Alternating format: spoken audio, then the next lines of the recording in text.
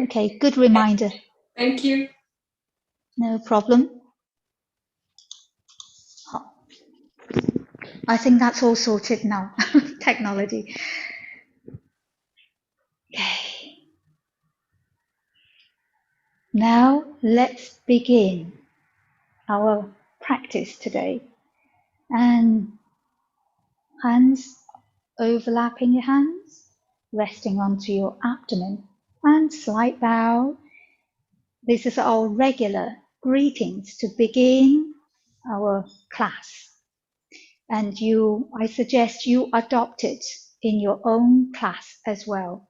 This is in keeping of our tradition to hands connecting to the chi center and show our respect to each other and to ourselves. Good. Take your time to arrive on your spot in your space. And take a moment to connect with the Mother Earth through our feet. Feet are spreading, feeling your toes, your heels. It's nice and solid, in connection, restful on the floor, on the earth.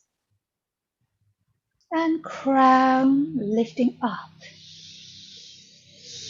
The 100 gathering by Hui point is gently raised up, slightly tucking the chin and shoulders down, lengthening the back of our neck, and allowing our arms to be hanging naturally by the side.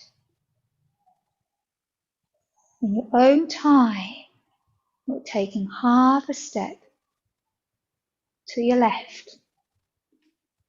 I'm doing the mirrored image, so my right is your left.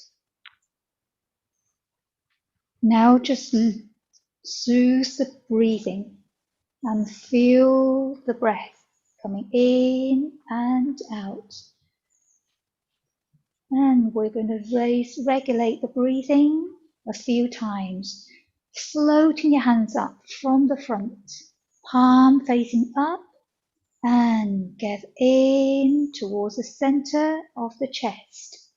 Soften knees slightly as you run your hands down.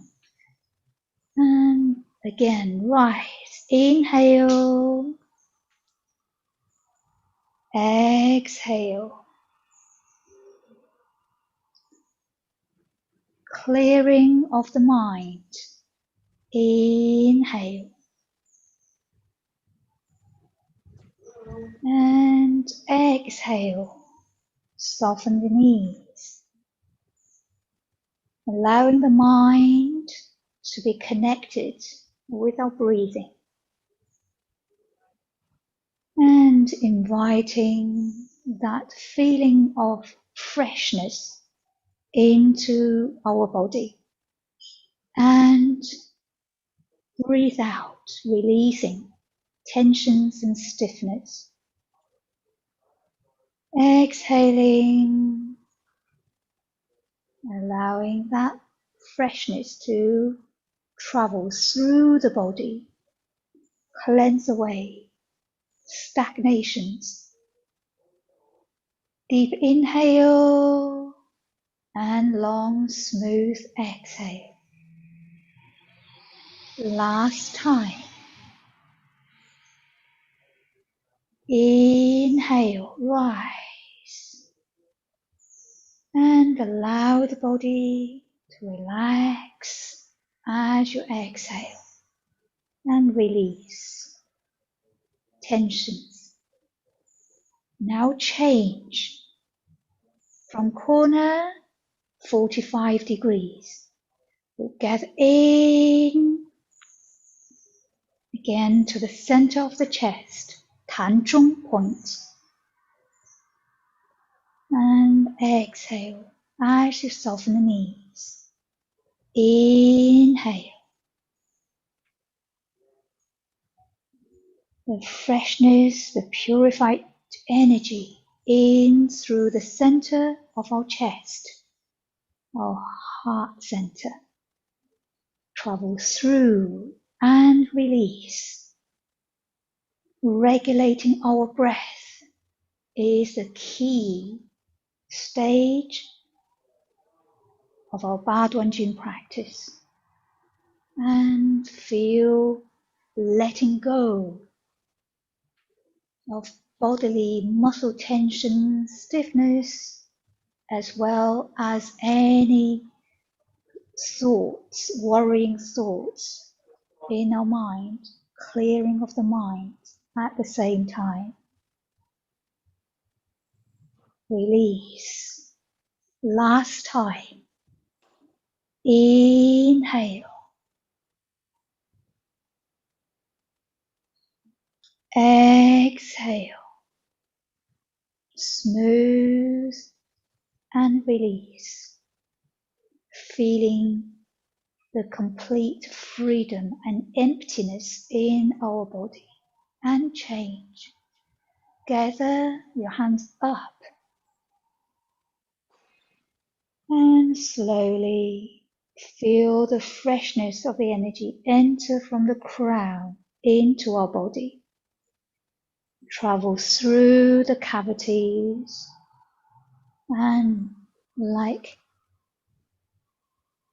cleansing, like your body is seeing through, allowing the channels of the energies to be cleansed, guiding the chi through our body and all the way from our feet. Release tension, stiffness, and stagnations of energy. And rise. Deep inhale. And long, smooth exhale.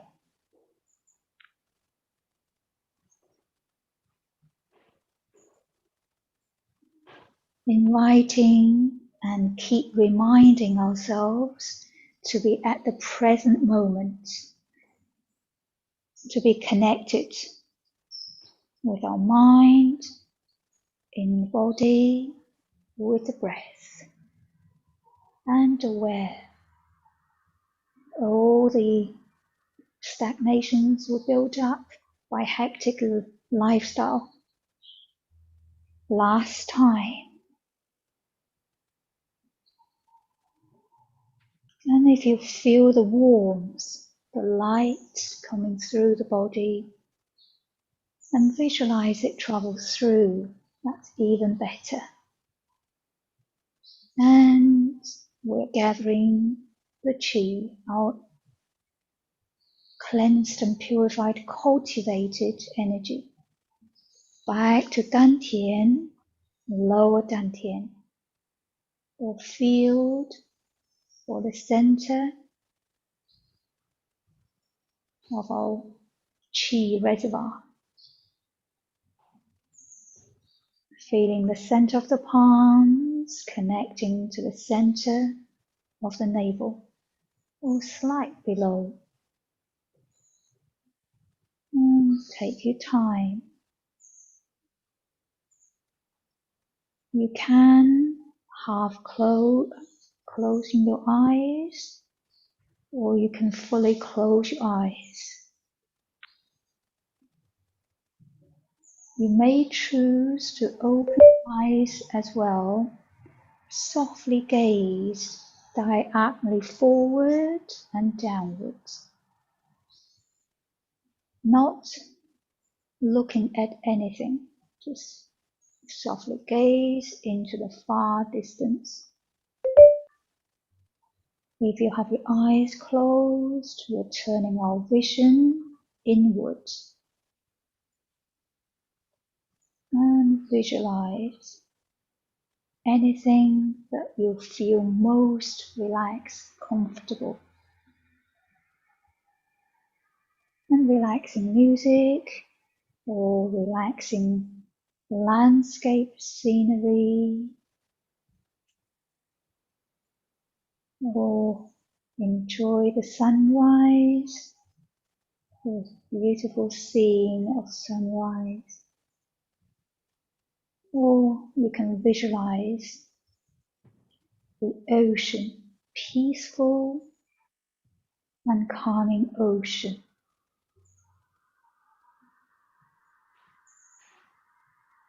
Or if you like, you can visualize you overlooking the meadows, beautiful flowers and grass, trees, woods, and just immerse yourself with that calming nature.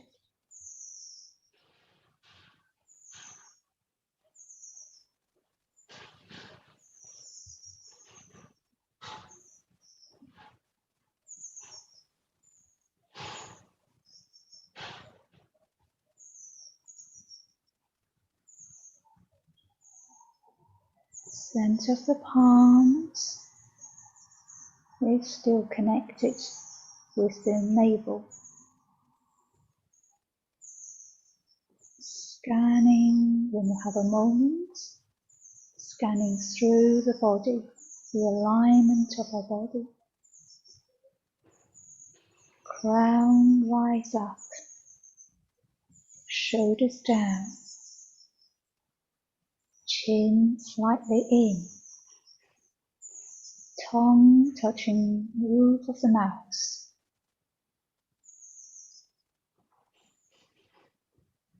Shoulders down,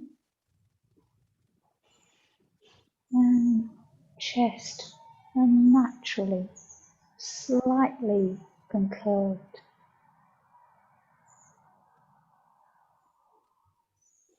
And center of our abdomen, connected to the back of our spine, the Mingmen point.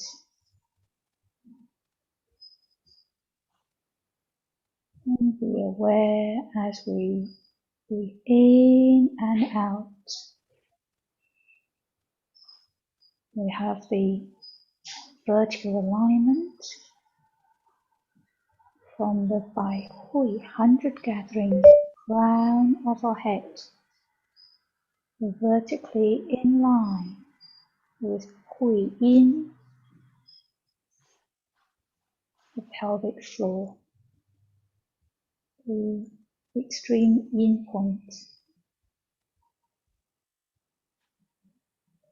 and our shoulder in vertically in line with our feet.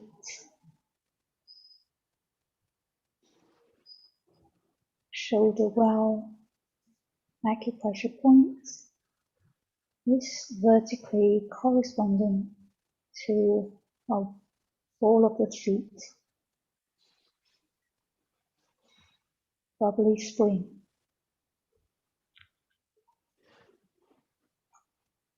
And bring your mind checking with the lower lumbar, the waist and tailbone is nicely down and not lifting, arching or forward thrusting, just nicely down. With your knees slightly softened, resting the body weight towards the arch of your feet, so your toes is soft and spread.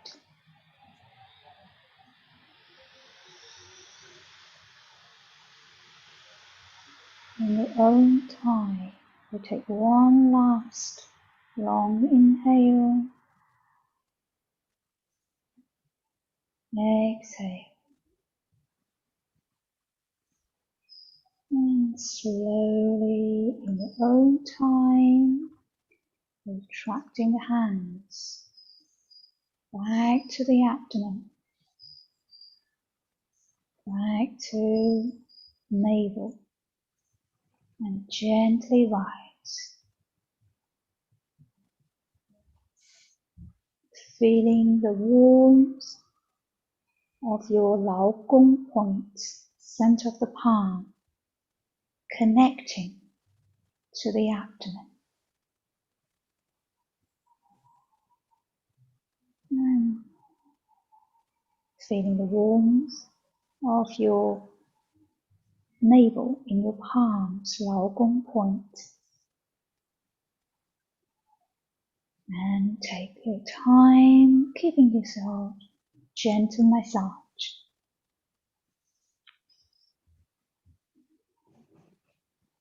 Back the other way.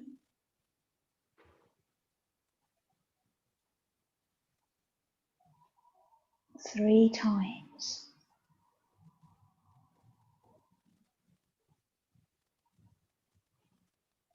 And sliding hands down. Good. Gently shift your weight. And taking half a step in. And roll your shoulders a little. And wiggle your fingers a little. And shake your foot a little bit. Okay. And now let's go through the Ba Duan Jin as part of our warm-up. Go through the sequence of Ba Duan Jin, and with that present feeling, the feeling of presentness, the mindful movement, and use mind more engagement of the breathing. I'm going to take a look of how you practice, just observe your practice. And now we have done the mind and body sort of in unison, and take some time to enter that frame of mind of our practice. I'm sure you are ready to go through the sequence. Let me start by, I'm going to take a look of how, okay, just get the music starting from the beginning. Just some, you don't need to synchronize with the music right now, but just giving you a little bit background music to feel relaxed. Let me just invite someone to be in the front in case you're not 100% sure about the movement. Okay, one of our revalidation instructor. Let me just have a look. Okay. All right. Penny, are you here? Okay, let me just find Penny. I invite Penny to be in the front to lead everybody for this revalidation. Okay, where's Penny? Oh, there you are. Okay, thank you, Penny. I'm going to spotlight you. Oh, okay. Okay, thank you. Would you be able to adjust your camera slightly down so we can see? Yes, we can see your foot. Okay. The music starts. Okay. Everyone, begin. Let's begin in your own time.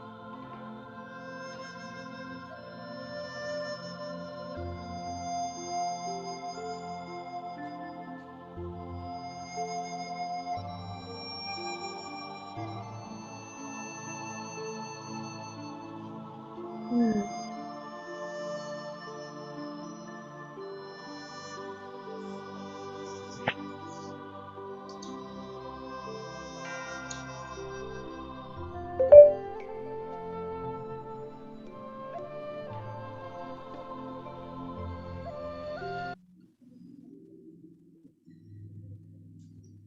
Treasure number one.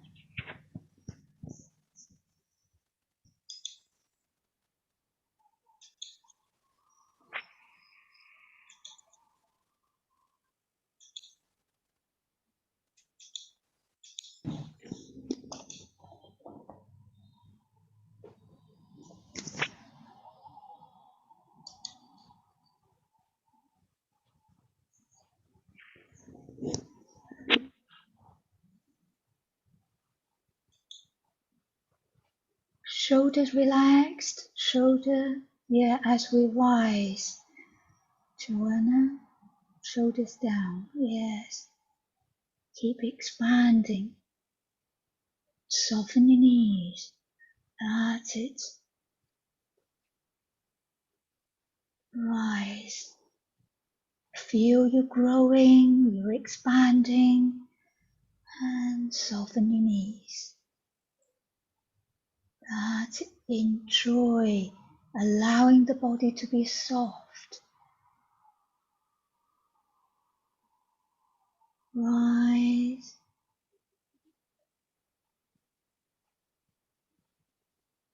And exhaling long and smooth.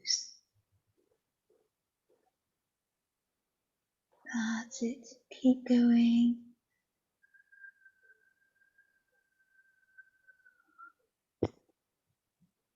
And bear in mind, I can't hear the music in my end. So if you have counted 6 times, you are ready to move. Number 2, treasure number 2. And draw the bow. And shift your weight. Sliding hands down. Number 2, to the right.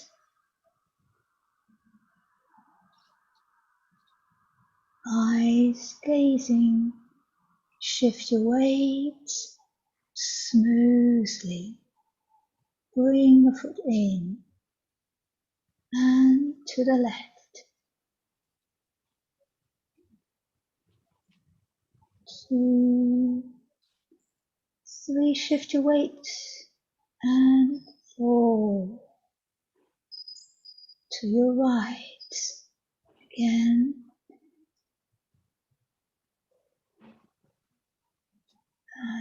Make sure your pace is nice and even. Shift your weight. Don't rise up, John. Yes. Shift your weight by bending the other knee. Yeah. Soften the knees. Step. And expand. Shift your weight. Keep your knees bent. Don't rise. That's better. That's better. Yes. Soft and control. And one last time to your right.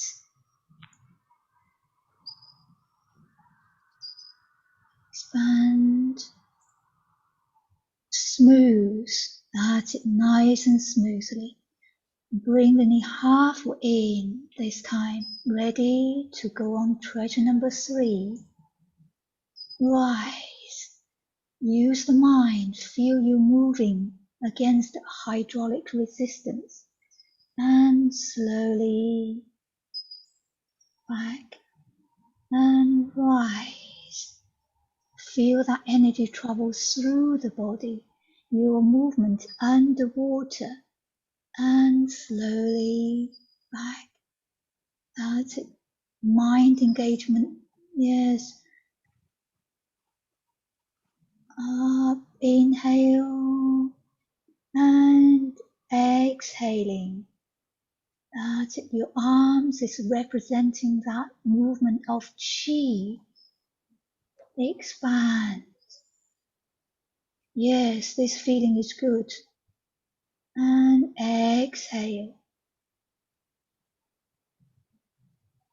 Left hand again. That's it. If our mind is connected with the flow of chi, then our movement will be naturally in sync with that pace. Long, smooth exhale, sliding hands down like a waterfall. That's it. And ready to move on. Treasure number 4. Rise, expand, rotate. Little finger leading the way, overlooking your shoulder. And softly return. Again, rise. Rotate and gaze. Exhaling, easing out. And again, rise, expand as you lengthen. Exhaling, soften the knees. And again, inhale. Exhale.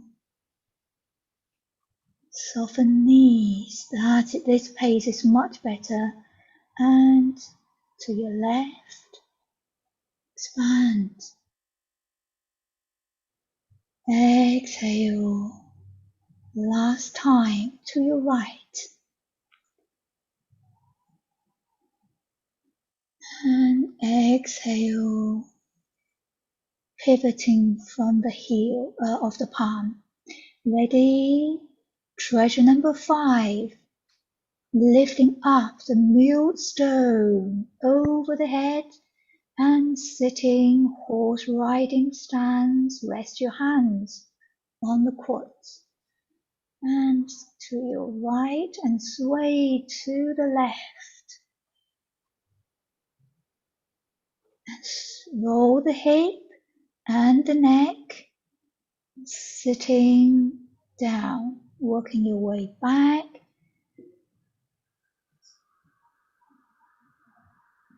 Hip roll, neck roll, and center your tailbone and the head. That's it. Again, just take your time working your way through. Make sure you stay with the flow. Shift.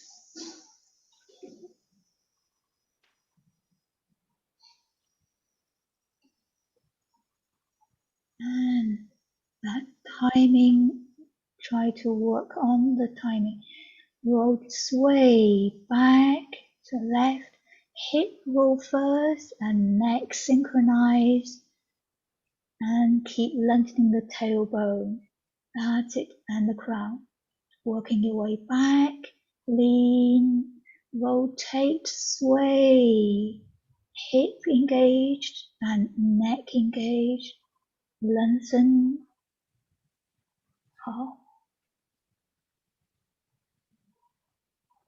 step in, ready for the next treasure, number 6.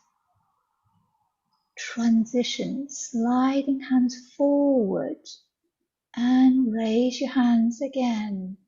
Inhale. And at chest level, rotate.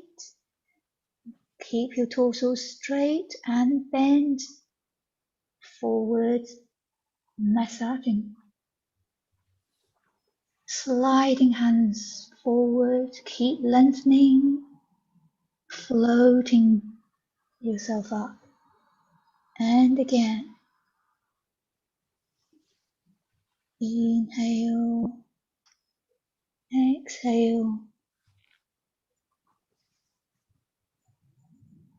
Keep lengthening forward, upwards, and the third time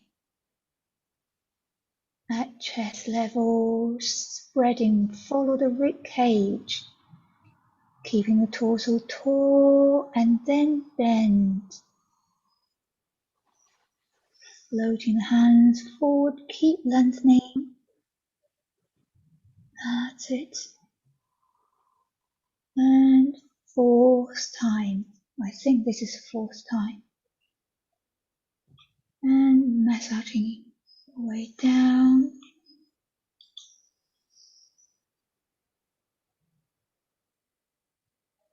Floating up in your own time. Number 5.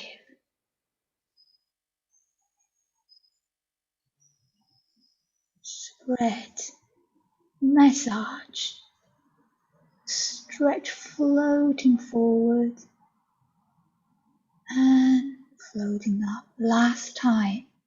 Number 6. Rotate and massage. Hold Shoulders needs to be down a little more, Andrew. And floating your hands in by your waist, make your healing fist. Ready for treasure number 7. Punch, soft punch with your left. Grasp and pull back. Soft punch, open, grasp and back. And punch, open palm, grasp, pull back. And soft punch, open palms, grasp and pull back. Again, left palm forward, open, grasp, pull back. Last time, this is the left, or is it right? Some different. And pull back. Hold in your own time. Draw the left foot in. And treasure number 8. Raising the heels. Relax. And again, raising the heels. Inhale and exhale. Inhale and exhale.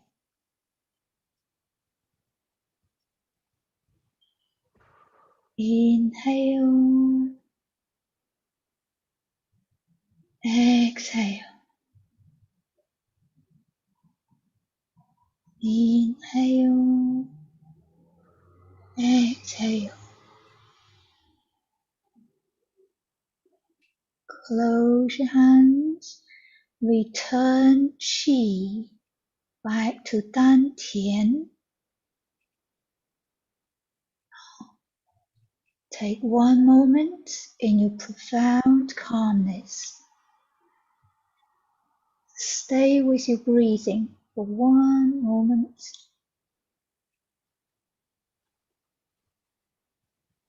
And in your own time, sliding the hands down.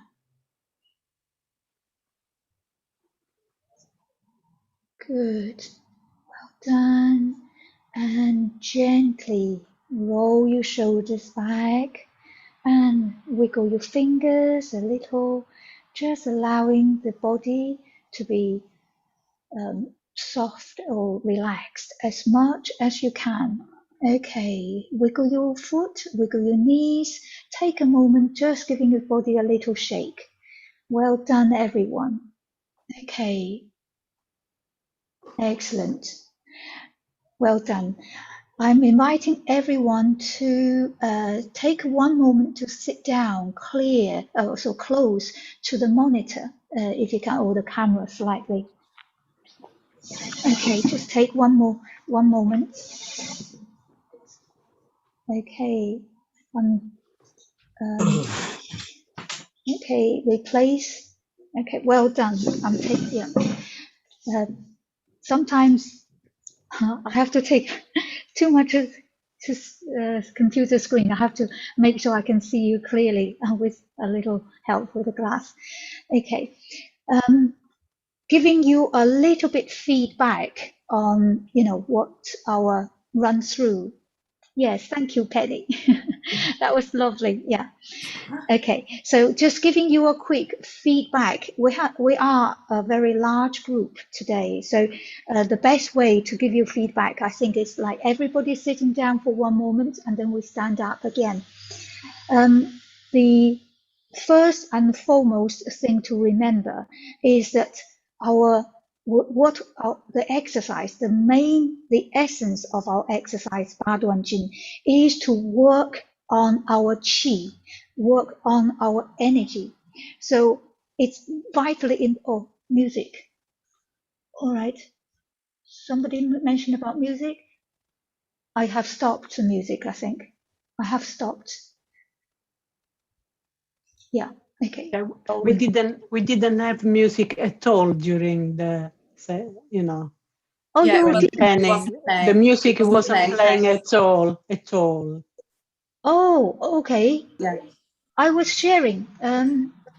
I was sharing. It was very quiet. Say. It didn't happen. Oh, it didn't happen for you, did No, it? Oh, it's really strange. See, I thought it's just me. I can't hear the music, and I keep saying, "You bear in mind, I can't hear the music." I thought it's just my ear pod. Right? Do you know what? I think I'm going to remove the ear pod. I was thinking this. Sometimes people tell me my voice without the ear pod, it sounds echoey in a bigger room, and the sound a little bit difficult. So I try to use a earphone to help the clarity of my sound. But today, for some reason, the music didn't play, and I thought it was just my ear pod the problem. Okay, never mind. You did beautiful. You did beautiful job. So first thing to remember, and which I'm very, very, very pleased that the awareness of qi, of the energy, is in everybody's practice. It's quite present. In present, I can see that your mind and your, the way the pace we're going, it's in sync with our energy, which is very important. One of the parts of the flow, John, we would need to talk about on the section 2, drawing the bowl to open. We need to smooth it out a little bit. And there is a little bit like sort of a stop and start almost. So the flow, we need to continue to work on that one. But most of the time, most of our group have stayed with the good flow of qi. This is the first thing to remember. Qigong is the work of qi, our cultivation of qi. So everything we do must be with that awareness of qi. And when we work on technical details later, we don't want to lose that feeling of qi, the presence of qi either. So when we tweak later, go into technique a little bit, to the clarity, the transition, the precision and intricate details, even when we work on those details, is to help us feeling the qi better. So in a way, our focus, don't lose sight of the main focus. The main focus is to allow the mind and body and connect it with the rhythm, in present with the energy, with our qi. So that is our overriding aim. Our technique is to help and support to achieve that. Okay, so that's what pleased me the most, that everybody so far have practiced with that awareness of trying to stay with the flow of the qi, the energy.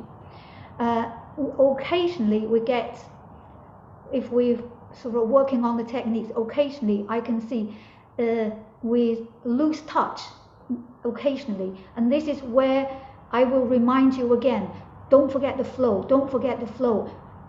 For example, the places we tend to lose it is transitional details, stepping out the foot, stepping the foot out, stepping foot in, or transitions in techniques. And this is when because we're focusing on the techniques, we tend to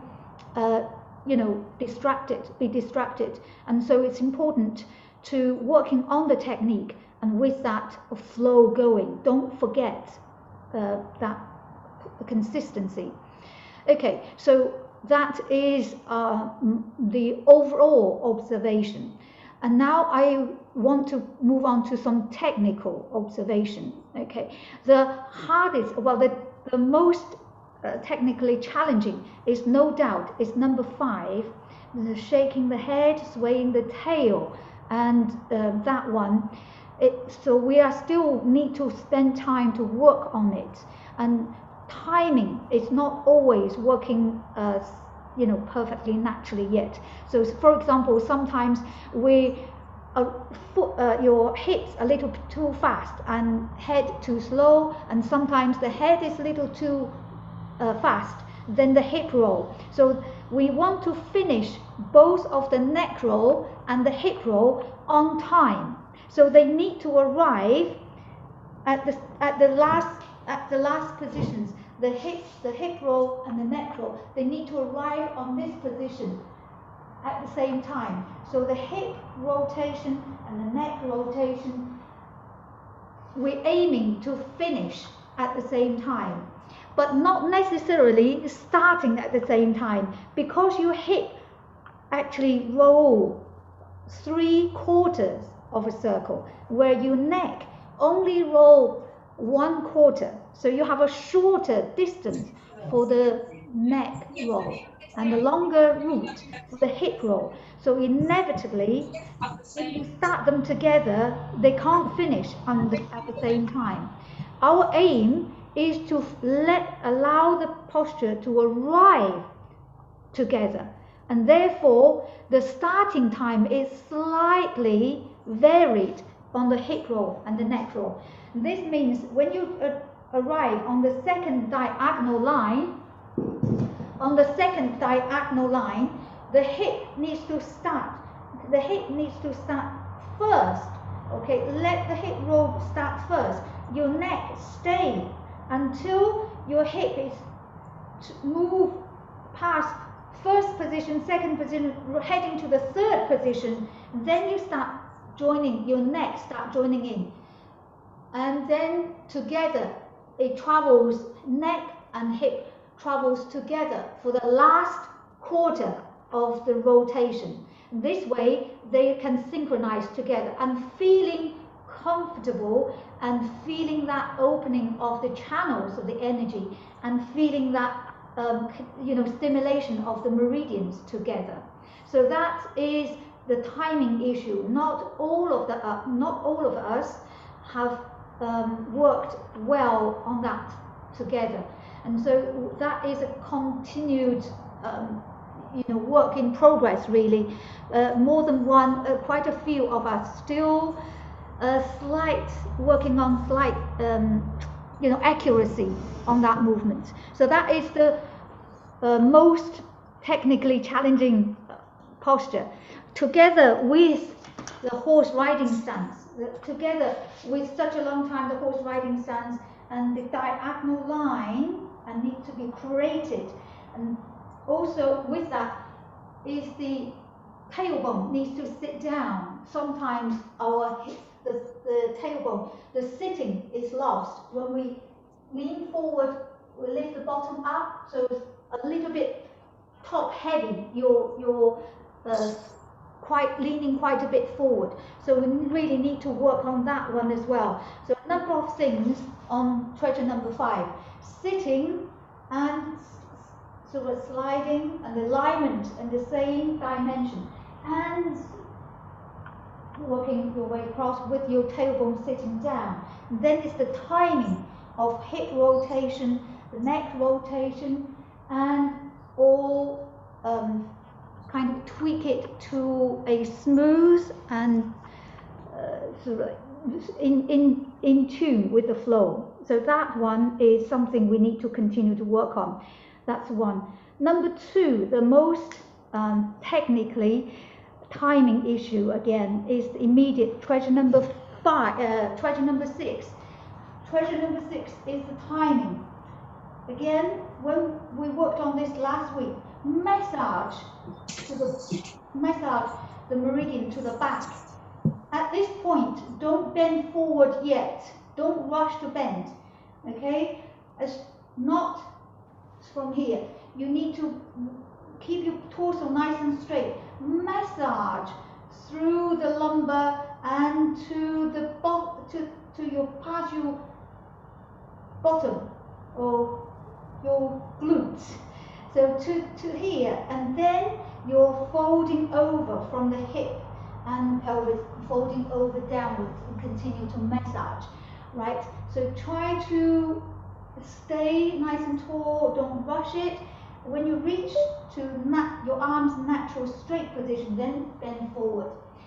On the same posture, the treasure number 6 is the coming out. This is another testing your flexibility, your control, and your, most importantly, your awareness is sliding forward. See you later. You okay, David? Sorry, yeah, my colleague's just leaving, sorry. Oh, okay, all right. Sorry. Okay. So now we carry on to feedback on this posture. On the coming out, not enough in our awareness of how much you should feel the stretch coming out. As you're sliding your hands forward, the tailbone must feel your tailbone is sort of stretching, extending to the opposite direction. Your hands go forward, sliding parallel to the floor and sliding forward, and the tailbone wants to extend. In your mind, the coccyx and tailbone opposite to the other side. So you create an opposite extension. And it is this opposite extension that floats your body up. It floats, and this opposite extension, and almost like a wheel, you know, the water mill or wind mill. So it's almost this effect. And this way, it would not put pressure onto our lower lumbar or lower waist area. So it's not putting pressure onto it. We must feel that stretch. To such an extent, it actually bypass the middle point. So when you're coming up, crown goes up, the feeling is entirely stretch and expansion, stretch, and it's not a lifting. It's different feeling to lift. You know, when you lift your washing basket or something, it's a lifting feeling, and it's not a lifting feeling when we float this one up.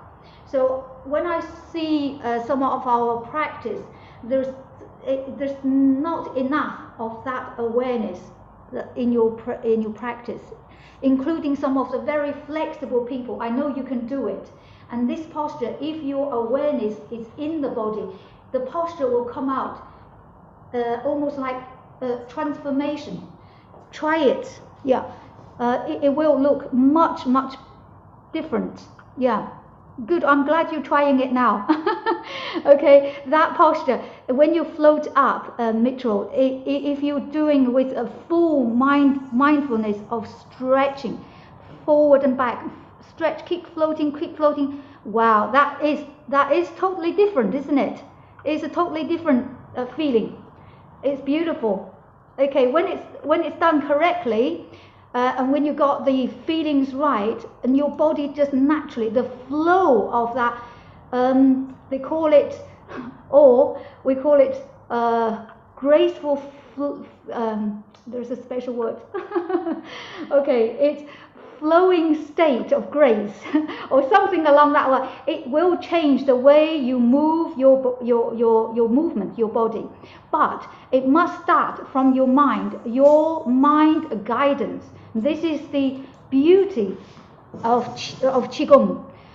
If your mind guiding the body, open up the channels, and itself, your body has the wisdom, has the intelligence to do transformations by itself. Okay, so I want to just highlight technically, we need to work on to this main challenge, the difficult one, but once you got used to it, it will be your favorite movement to practice, because it really just transforms the way you feel about the movement. Okay. And the other movement, the other general observation I want to give you the feedback is the transitions between each and every treasure. We connect treasure 1, treasure 2. by something we call 站桩 position. It's like standing like a tree or standing like a pole. It's a general name for a state of mind and state of body that to recenter ourselves, reconsolidate ourselves. So each treasure is connected by 站桩, even though this moment of standing like a pole, not very long, it's a short moment, but it's important. So you're almost like ready for the next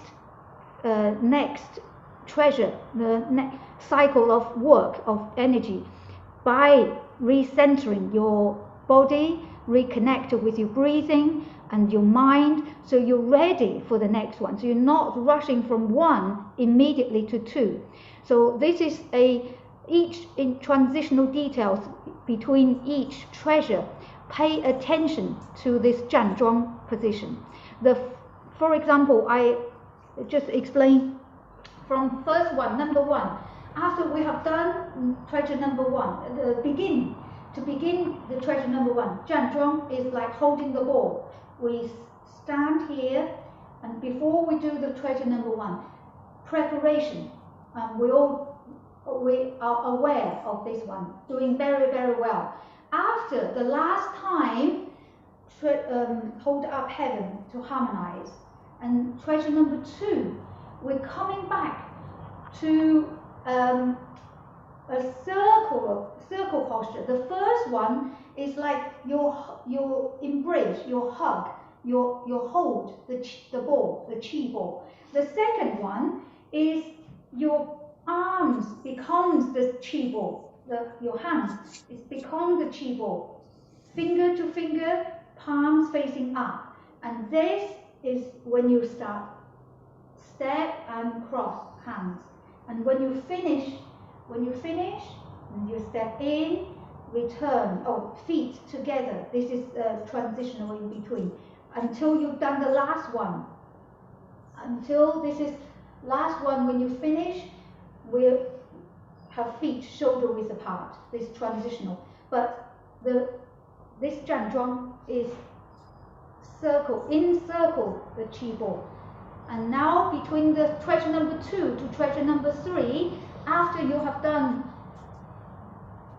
the treasure number two, treasure number three, we are going back to more or less hold the balloon. Left palm up, right palm down. And then return. As you're coming back, you return to the same holding balloon position. And change. Okay, and then back. Those instructors, in being through the instructor course, we already said where and when to rotate the palms, and we already covered when to cross the arms and how to make the shape of the palm and the pulling back the claws of the palm. We already covered this, so I'm not covering this, again in details, because you've already gone through the instructor course, but just re-highlight the transitional 站桩 moment, and including resting hands by the side of your hips.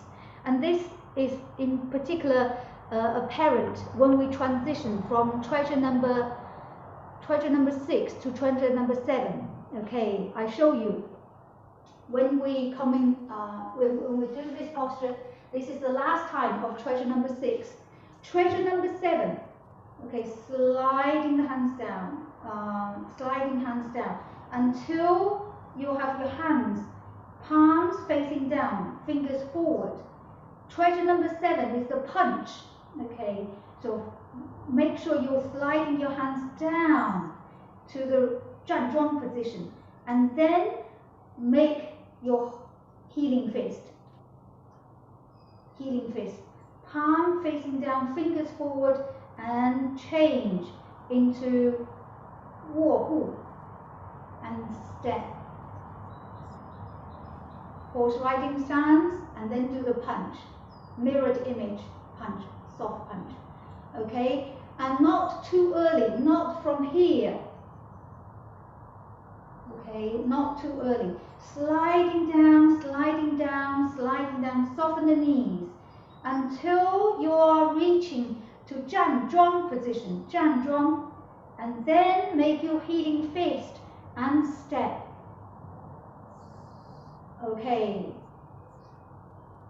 So this is another transitional details in terms of timing, and make sure we reach to the 站桩 position and then move on.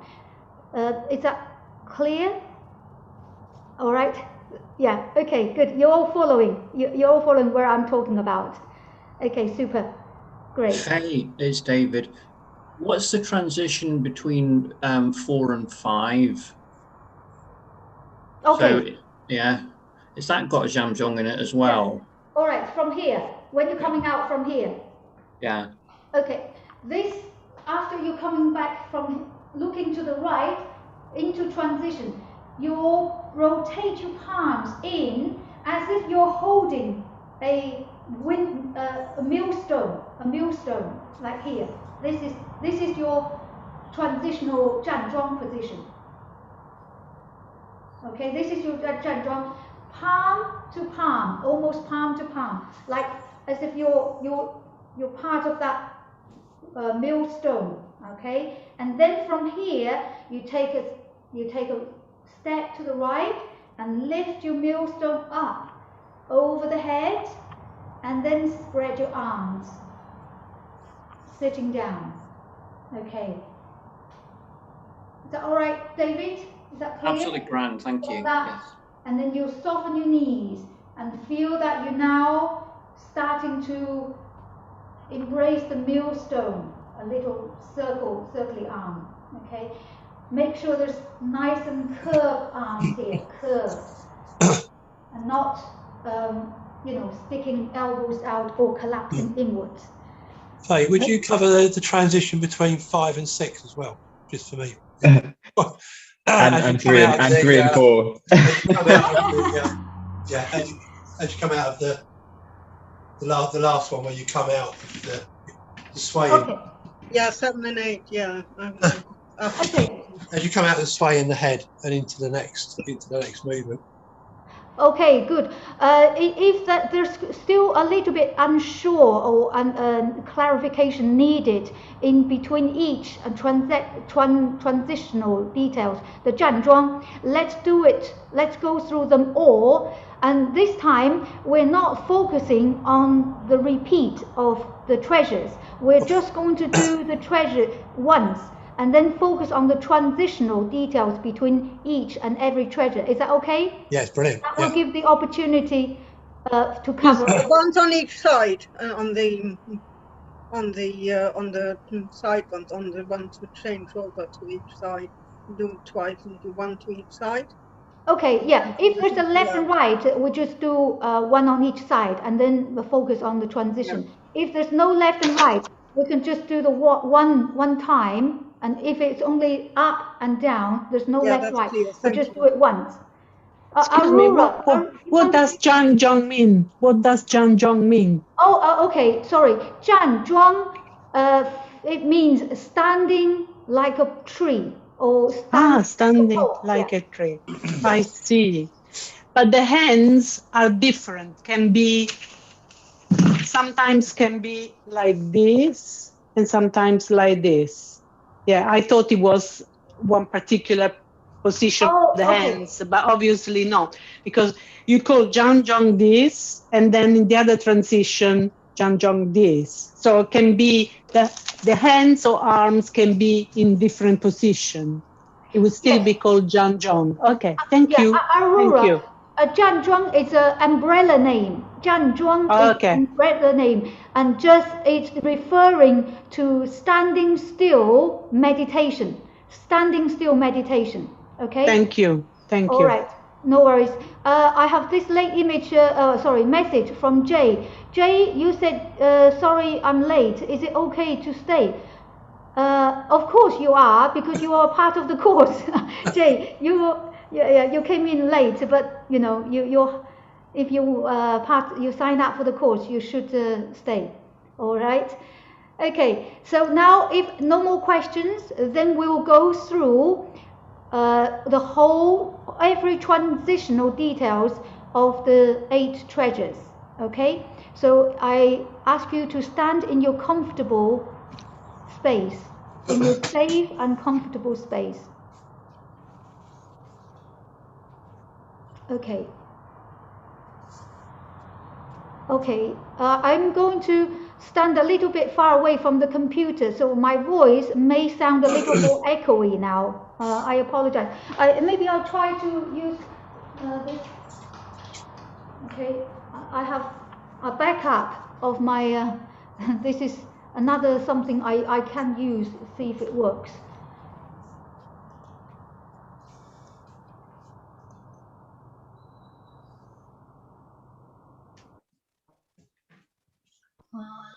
Can you hear me? Give me a thumbs up if you can hear me. Oh, okay. All right. Thank you. All right. I'm using this so that in case you have echo. No, that's worse for me. I can hardly hear you at all. Oh, really? Yeah, it's very, very quiet. Oh, okay. Oh, oh dear. Your AirPods. I can hear very well. I can hear very well. We can't hear you, Faye, Sam and Johnny. It's worse. Much worse. With your earpods, it was very well before. Earpods was very well, but okay. It's very strange. Okay. Just give me one more try. Just give me one more try, and if not, okay. If I could just say, there seems to be a lot of people who are unmuted, and there's a huge amount of background noise. It would be very useful if everyone could mute themselves, perhaps. Okay. Yeah, that'd be really helpful. Right.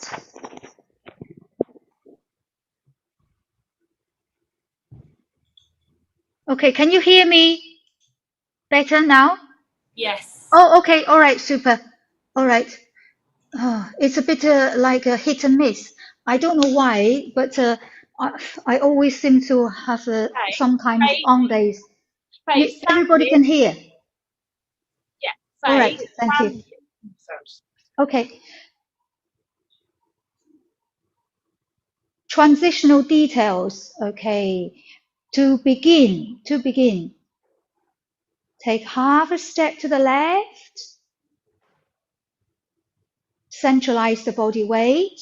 The first standing meditation, 站桩, is soften knees and hold a qi ball with the center of the palms, 劳宫 point, connecting to dantian, abdomen, the navel and slight below. This whole area is referred to as the field of dantian. This is the first standing meditation, 站桩 point, and making sure from the side view we're not getting into habit of leaning back. This is quite easily happen. Look, it's leaning back. So try to, in your mind, checking, scans through the body. So your shoulder and hips is vertically aligned and in line with the heels. Okay, and now we just repeat, we just do one movement. Treasure number 1. Interlock your fingers and rise at the chest level. Expand upwards and keep your shoulders down. Space between the shoulders and your ears. But hands keep expanding up. And separate your hands. Soften the knees. Good. Ready for treasure number 2. Treasure number 2. As you circle the hands down the last time, you see the slight changes to the hands. Our hands now kind of sliding. If you see, this is the large air balloon. Our hands is now rotating to the bottom of this circle, the balloon. Before it was like embrace. This air ball, you embrace it. Now our hands is kind of rounding it downwards, finger to finger. 好. And in your own time, again, we shift away quietly and step out. John, I want you to pay attention as you step out. Make sure you follow through this flow. Yes, flow of the energy. And so there's no sudden speed in the pace.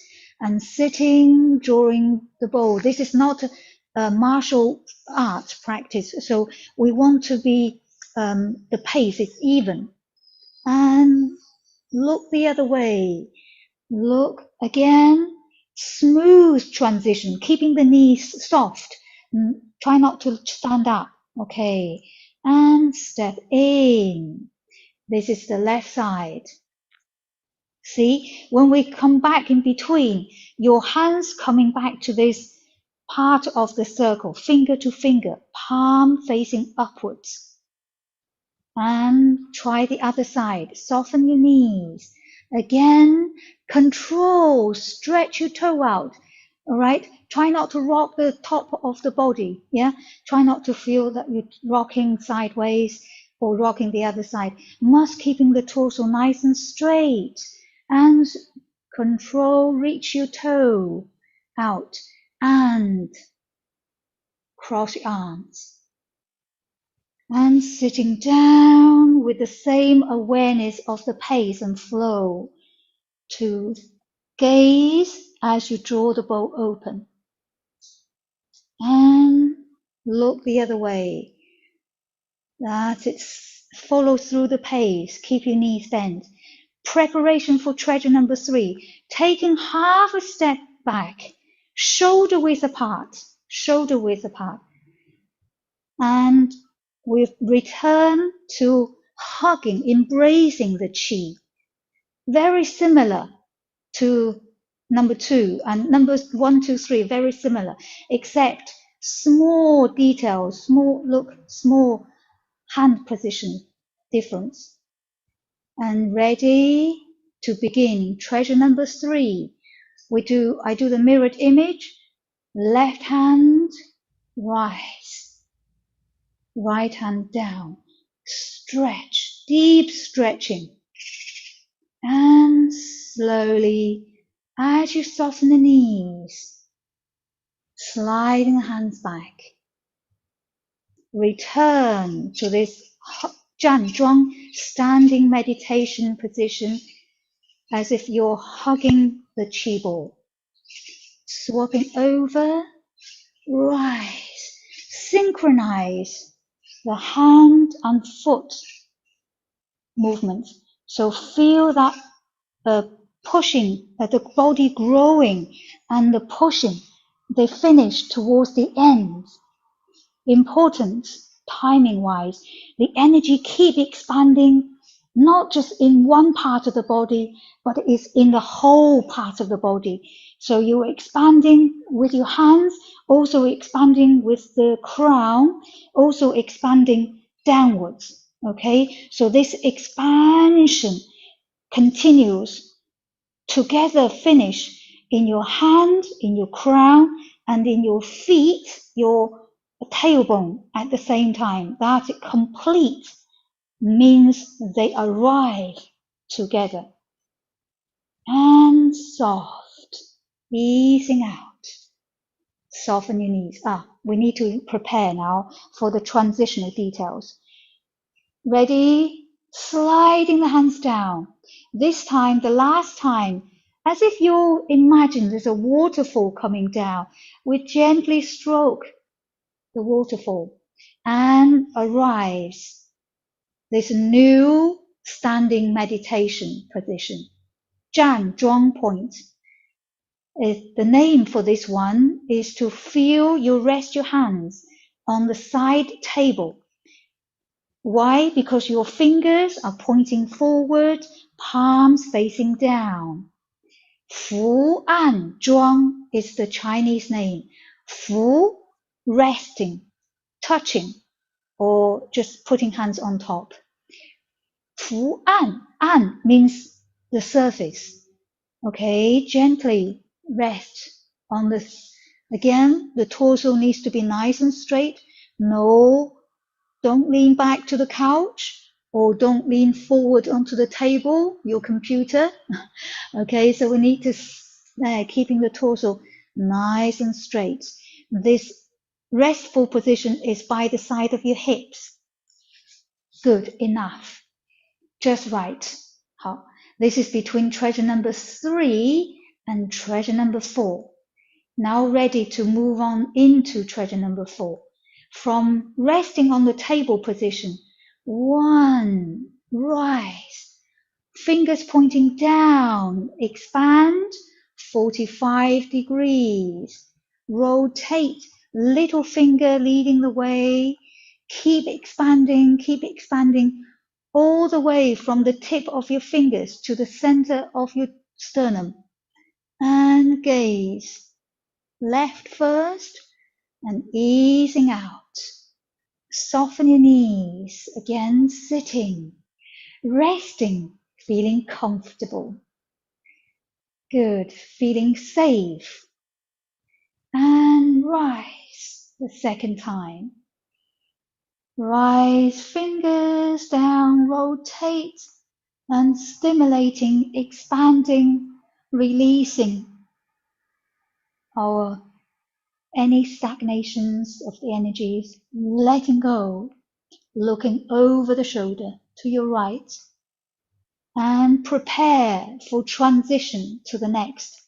Soften your knees. This time, we are gathering in. As you soften your knees, sitting on your imaginary stool, we feel the now, we're gathering the millstone. Palm, center of the palm to center of the palm, as if we're ready to lift. Okay, of course, it's all chi, energy, and nothing else. Okay, when you're ready, we're going to step. Take a wider step to your right. Take a deep, wider step, and together raise the millstone over the head and spread your arms. As you're spreading your arms, we're sitting to horse riding stance. Rest your hands on the thighs, fingers all close together. Your thumb is the same direction. Don't spread your thumbs like wide and then having the thumbs behind the thighs. So they're all resting to the front. Checking your knee alignment with your toes, in the same parallel forward position. And now let's take a little moment to rise and to check. Lean first, the first diagonal line, and starting to rotate. And ready, sitting down before you sway over, sitting down, shift your weight over, reaching to the second diagonal line, looking down, gazing down to see your toes. Good, and shoulder not forward and shoulders in line. And now hip. The hip on the same diagonal line, start first. And rotate, hip roll, join the neck roll. Arrive together. And tailbone down, crown up. Good, and rise. We're ready to move on the other side. Before we move on to the other side, let me just remind you, throughout our swaying the hip, swaying the neck, your arms, these two arms, sometimes I see your practice, the arms to somehow you squeeze the elbows inwards. For example, when we sway cross, many of you tend to push back the elbow. Try not leaving the elbows the same position. Okay, look. Imagine you have a small ball, plastic ball or something here. You are carrying it here. Just carry it here. So you don't want the ball to drop. Okay, if you will drop, so we want to have a little bit feeling of roundness here.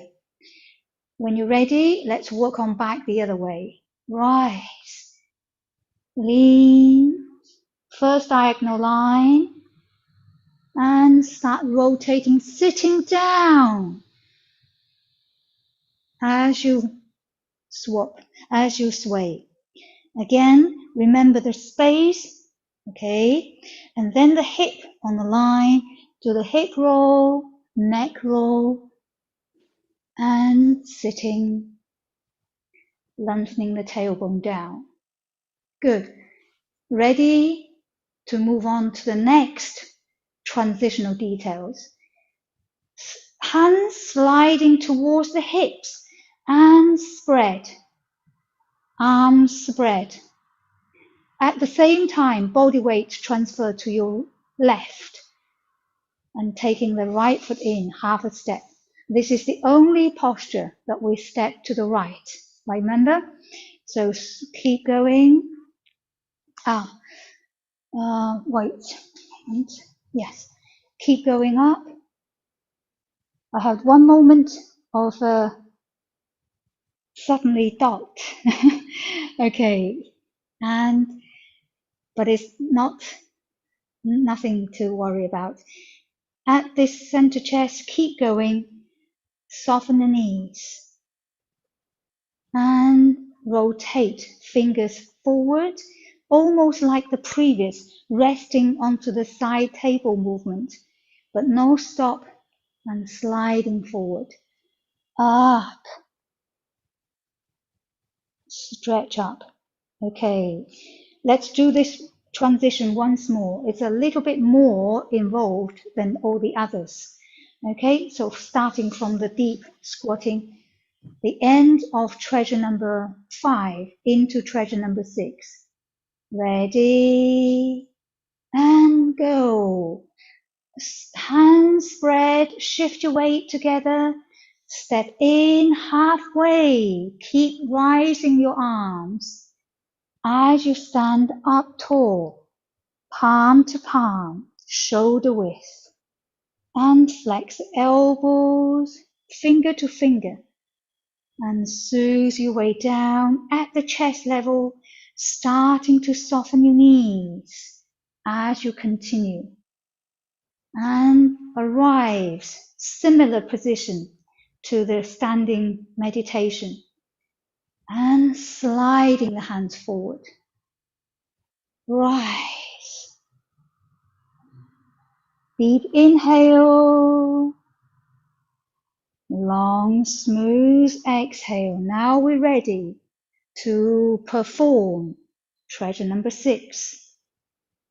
Spreading the hands, keep the torso straight at the first leg of your massage to the glutes. Now ready to bend and slide. Massage your way down to the heels, to your toes, and ready, sliding hands forward. Remember that feeling of deep, deep, deep stretch and floating yourself up. Well done. Beautiful. And ready to change. Transitional details, sliding your hands down. Again, stroking and waterfall. Forward, soften your knees. Almost return to the same standing meditation, 站桩 position. Fingers forward, palms down. Now make your healing fist in your palms, in your hands, wider stamp to your right, to your left. I'm doing the mirrored image. Horse riding stance. Fist by the waist. And do a soft punch, left palm first. Open, turn, grasp. Andrew and Alison is good. Andrew, your punch and grasp was a little bit too fast. Same flow, same pace. Okay, and pull back. Now we are preparing into the next. Shift your weight over, taking the left foot in. All the way in, feet together, sliding your hands down. This is the only transitional details. We don't have the feet open, standing meditation. It's feet together, hands down. A little bit like our preparation form, preparation stage. In your own time, we're going to do the treasure number 8. Raising the heels. And control halfway on the way down. Then release. Again, we'll do one more. Deep inhale, exhale, controlled halfway down. And letting go. Release. And finally, we return qi back to Dantian, the center for qi, the energy.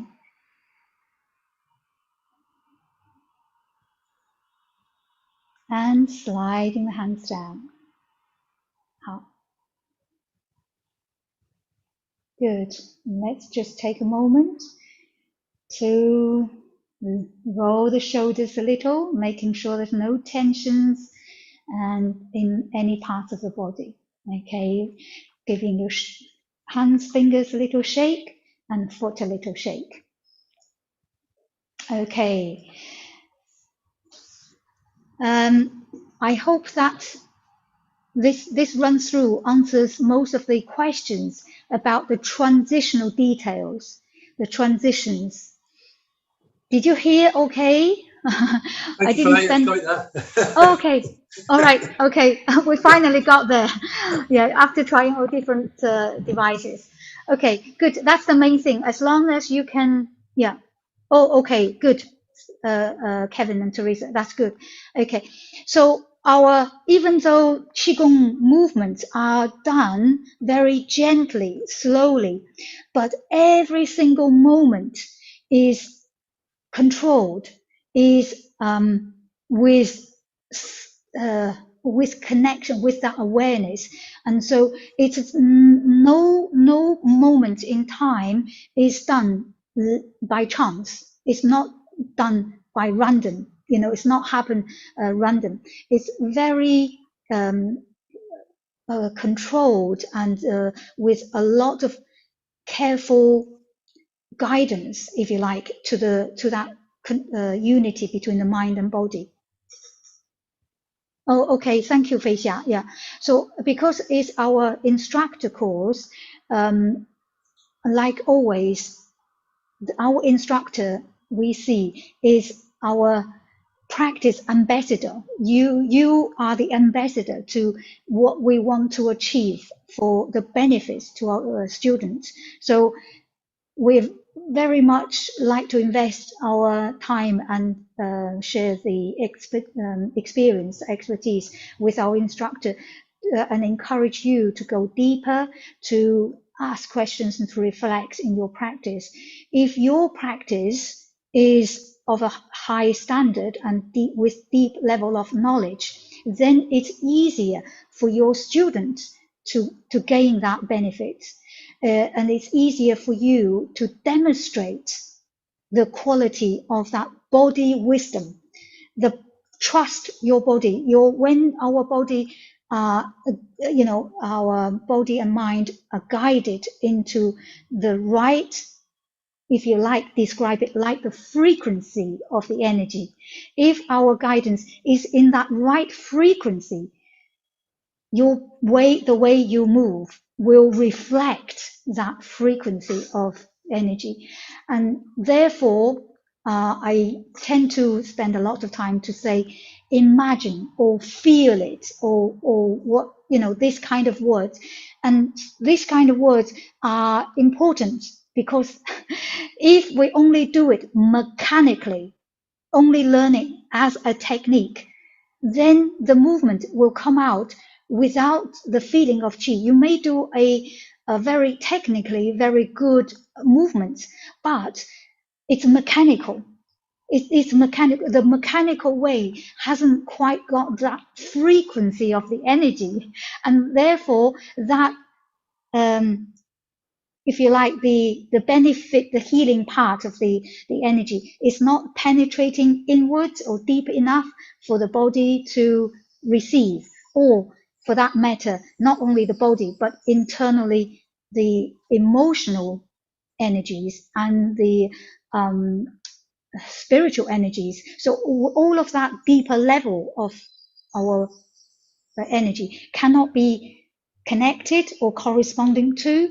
So it is important we use the movement, use the bodily movement to embody that feeling of the energy. And that's when the, the actual, I say the wisdom of your body is happening by itself. And we literally just open that channel for the self embodied, the healing process to happen. You need to open that gate for your body, and so is your student. And quite often we have got a golden key, but we didn't know how to use it. This is the problem. We have the potential. We all have the potential, and it's knowing how to use this unique and golden key to use it in the right way. So the possibilities, or the gates, the palace of qi, of qigong, the wonderful works of qigong can channel through to our mind and body. And I, for all these years, the more I teach, I see the more that our body and mind become more separated. It's amazing. We think with all the technology, we are civilizations keep being advanced, and we equipped with more knowledge and more complicated theory and knowledge. And in some ways, our ability to return to our body, or our ability to reconnect with our body, is actually less and less. And the more we intelligently, we're clever, more knowledge we equipped, it seems to me the ability to reconnect with deeper sense of ourselves is reduced, and more by generations. And it's a very interesting change, and it's more prevalent, more important now. I feel, our ability. Imagine these channels of energy. Our ancestors, they meditate so deeply, they can see it in their body. That's how much, the deep level of sense or of awareness of their body. Can you imagine we today can close our eyes and see our spleen, our lung, and our let alone those meridians itself? Can you imagine you close your eyes, actually see the energy around your heart, the energy around your liver, energy around your kidney, It's very difficult now for anyone to actually imagine that could happen. That's what happened with our ancestors, way back then. They don't have advanced technology. They don't have, natural science theories or formulas to calculate. They don't have complicated machines to measure, but their wisdom, the bodily wisdom, it's so powerful. It's so, so powerful. They can meditate to such a deep level. They can visualize in their mind the energy stuck at which part of the organ, and which part of the organ is out of balance. The yin yang energy is slightly, unbalanced. They can see that much. They can feel that deep to their body, and very rare nowadays. We meet people who can do that level of meditation. So our body hasn't evolved from our ancestors. We still have the same sort of structure in the body. The reason I say this is because in one sense we have advanced. Our medicine, technology has advanced. We have many tools and equipments or machines, to be honest, to test and tell us what's wrong with our body. But our ability to listen to our body, to connect with our body, and to feel ourselves, if anything is not right in our body, that ability has considerably reduced. We nowadays completely, or if not completely, but largely rely on machines to tell whether we are healthy or not. We go to the hospitals, it's also to test. They do. It's all about machine testing. Nobody asks you, or doctors, say, you'll feel the way we feel about our energy. And Qigong is this golden key, and Tai Chi is the same. And the more we practice, we discover our original bodily wisdom. To our body, built-in intelligence will be able to guide us, or we guide it first, but they will guide us to feel the imbalanced part of our body. I think I've said enough. Maybe you get bored with hearing my voice now. Okay, thank you. So all this is without, it cannot be possible without practice. So all of this is about how we should practice more, and how we should practice with the awareness of the energy. If we only practice like a technique, not without the awareness of the energy and qi, then it's limited. We still gain benefit, but it's limited. But so when our practice, this is why I say the first thing I'm pleased is that your practice is with the awareness of qi. This is the whole reason why we do qigong. Okay, I will be quiet, and now let's go through your practice. This time, I should give you a break, a drink break. I just noticed 3:10. We have been going on from 1:30 and not without us for a break. Shall I give you a break for 10 minutes and come back 3:20, and then we do more practice? Is that okay? All right. Okay. See you shortly. I try to work out the music again.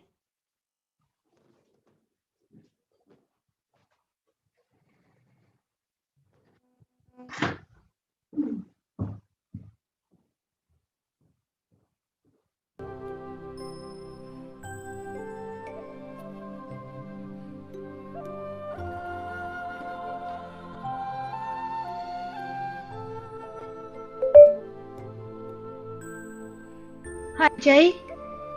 Jay. Can you hear me, Jay? Can you hear the music? Music? Yep, Okay. can hear that music. Oh, Yep. Jake, yeah, I was just trying to work out why the music wasn't playing. That's about right, I think, Faye. Oh, okay. So you can hear the music now. Good level, yeah. And you as well. And you as well, yeah. Oh, okay. All right. Yeah. Thanks for that. It's just whatever puzzles me. Why the music sometimes is it's coming through, and why sometimes it doesn't. Okay. All right. I'll see you shortly in 8 minutes' time. Oh, thank you, Keith. That's a lovely message. Yes. Thank you. And thank you, Fei Xia, and for the lovely messages that you have left here. Just catch up. Okay, stance. Step out slightly more than hip stance. Oh, okay. This is neutral. I will answer a little later. Okay. All right.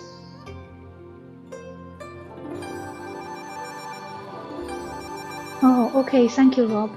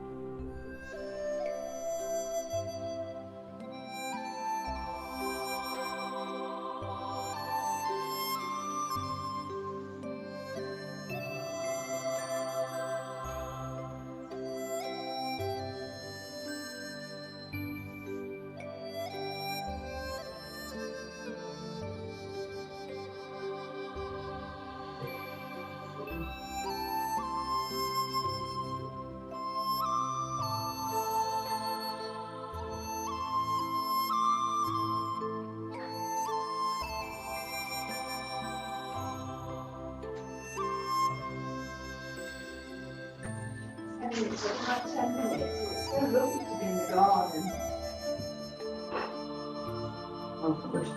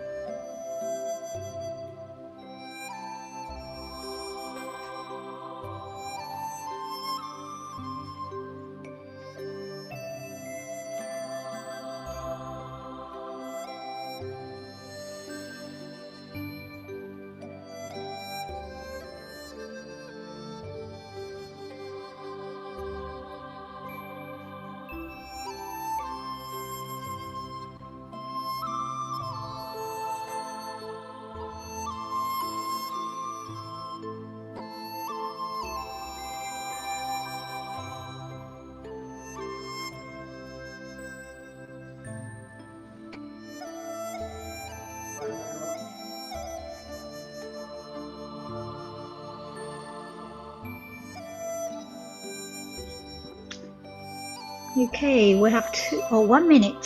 1 minute to restart.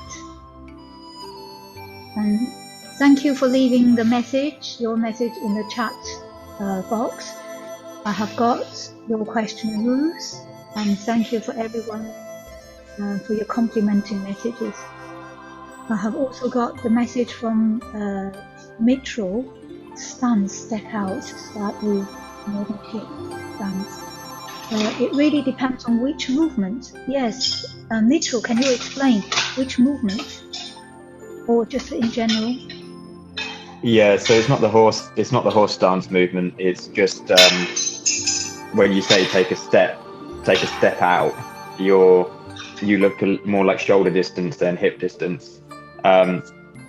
Is that kind of correct? Okay, so like for example, the when we describe it, shoulder width. So you're just generally asking the shoulder width in terms of. Yeah. So the difference being that if I was going to take a step out, that's hip distance, so it's quite narrow, or it's more of a step like that.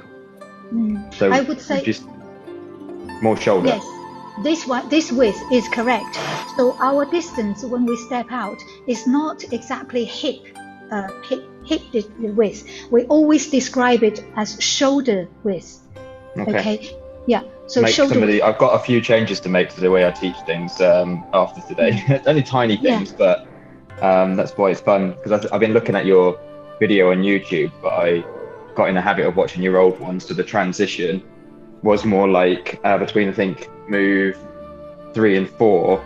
It was kind of more like you come here and then like that. But obviously in this one, you've gone from here and then you draw your hand down to meet. So there's tiny little things like that I've picked up habits on that I need to just get out of. So shoulder distance. yeah. This is it, and this is all part of the learning.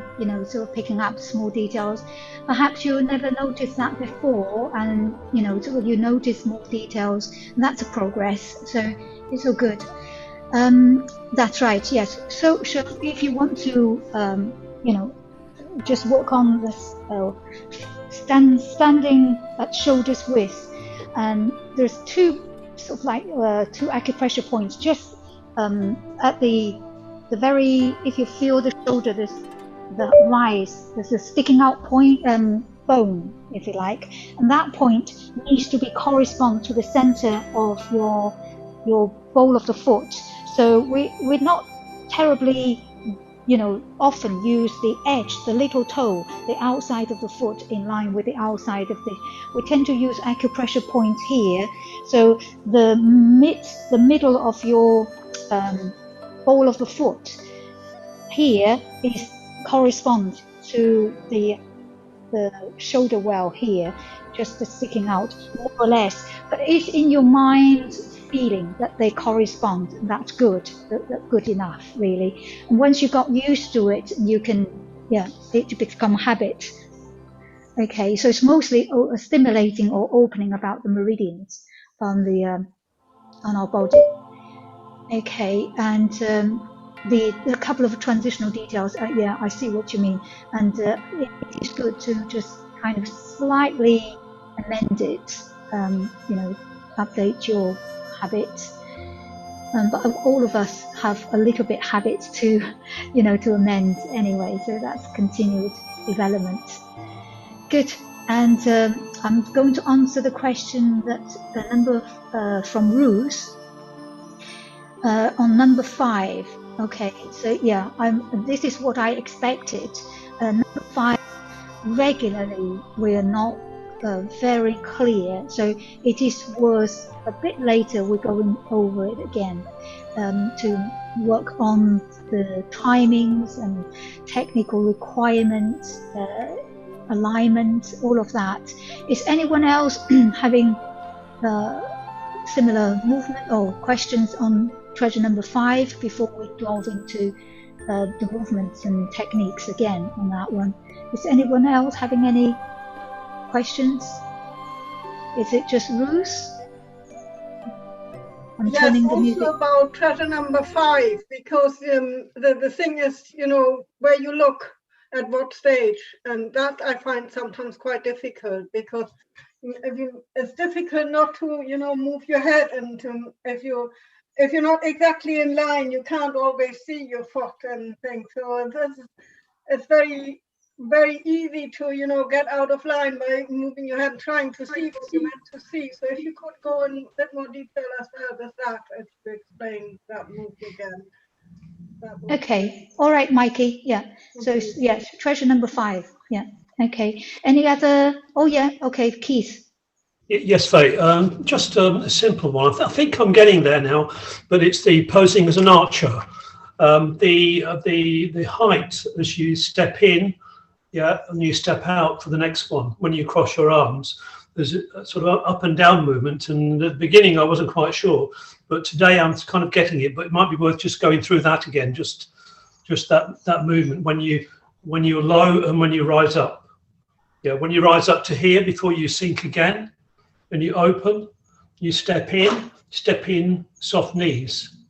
Then do you step out, soft knees, and then rise up? Okay, it's mostly, your question is about stepping out and stepping in, is that right? Yeah. Okay, yeah, and how to transition this, the shift of the body weight with grace and flow. Yes. Yeah. Okay. Thank you. Okay, all right, good question. Anyone else? I'm just gazing, looking over. Anyone else have any questions about?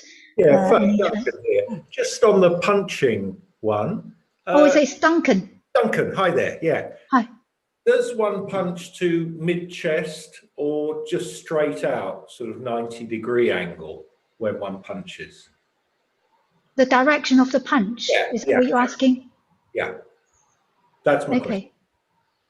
Yeah. Okay. I remember this. Yeah. Faye, it's Sue. Oh, Shea. Who is this? Sue. Oh, yeah, Sue. Hi, Sue. Yes. This is a question about number 6. And it's when you're bringing your hands down and you then turn your hands over. It's the path of the hands just going round to the back. I know what happens there. It's just that for some of us ladies, we have things in the way. So this has come up with my class. So they asked me to ask you, because it was like, should we put our hands and then go higher? And I'm saying, no, you should go where it feels right for you. Try not to let your shoulders going up, but then just coming round. Now, you said something about just before, and I was paying attention about following the rib cage. So if I say to them, just follow your rib cage till your hands are back down and then pressing down. Yeah. Does that make sense? So it's about the spreading. The number 6 on the spreading. Yeah. Okay. Well, tell your ladies, first of all, they're very lucky to have something in a way. They're very lucky.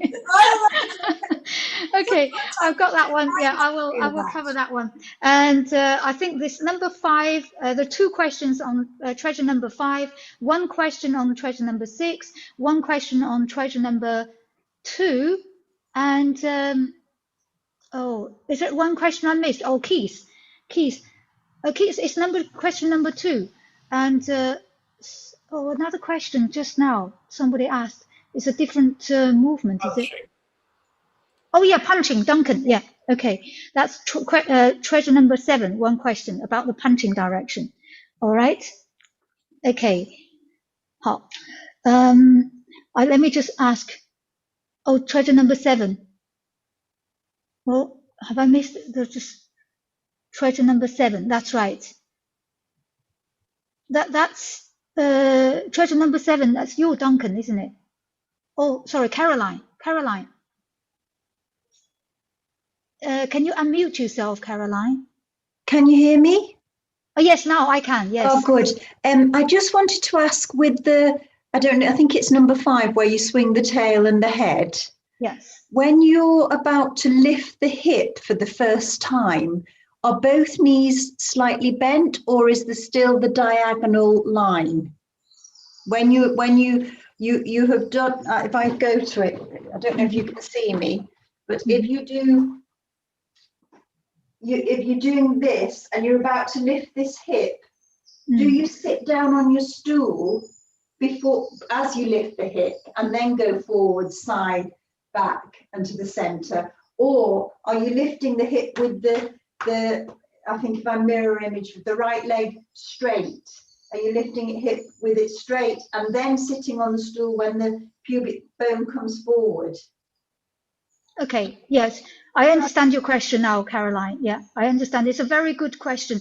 And it means that you've been practicing with that kind of detailed question. If you haven't been practicing, you wouldn't be able to ask that detail. So well done for practicing. Okay, it is with your knees softened, not with your knees straight when you're first engaged with that.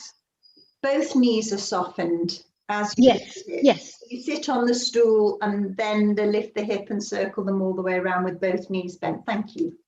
Yes, there is some changes in the very gentle shift of the body weight during the hip rotation. This is where it's tricky to get it perfectly right.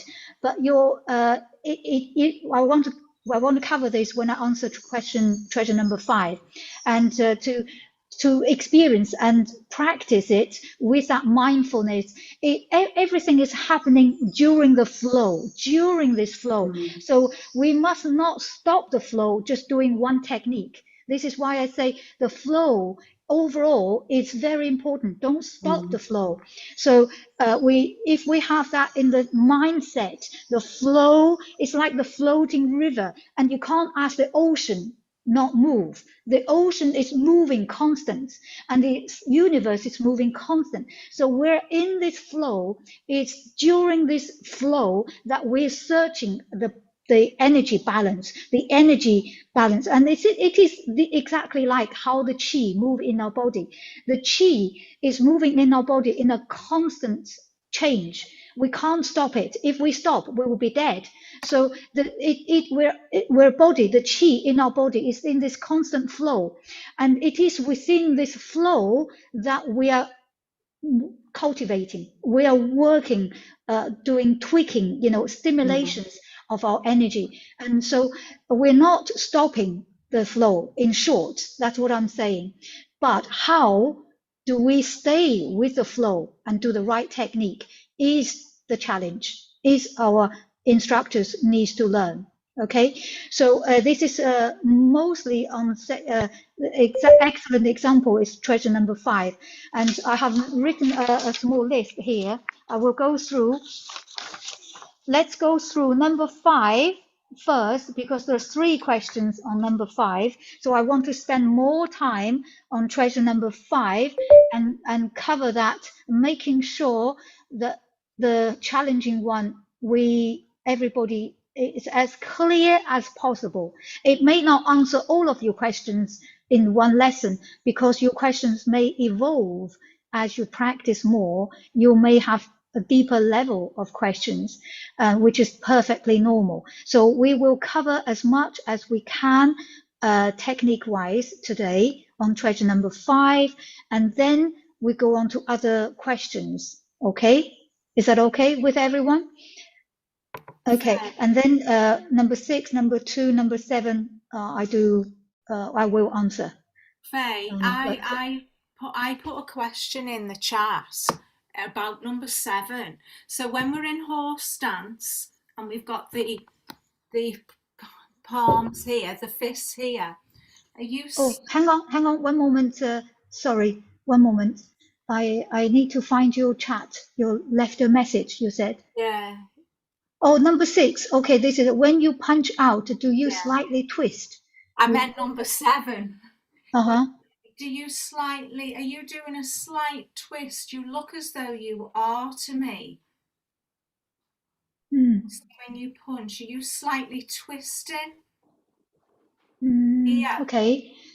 You're in a lovely silhouette. I can't see when you try to explain, what I look like. I couldn't quite see. Yeah. Do you okay, do so a slight twist of your body? The oblique is it slightly twisting, or does it stay as it is? Okay. All right.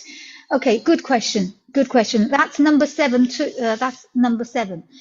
The short answer is your name, Shirley Ann. Is that Shirley Ann? Yeah. Your name?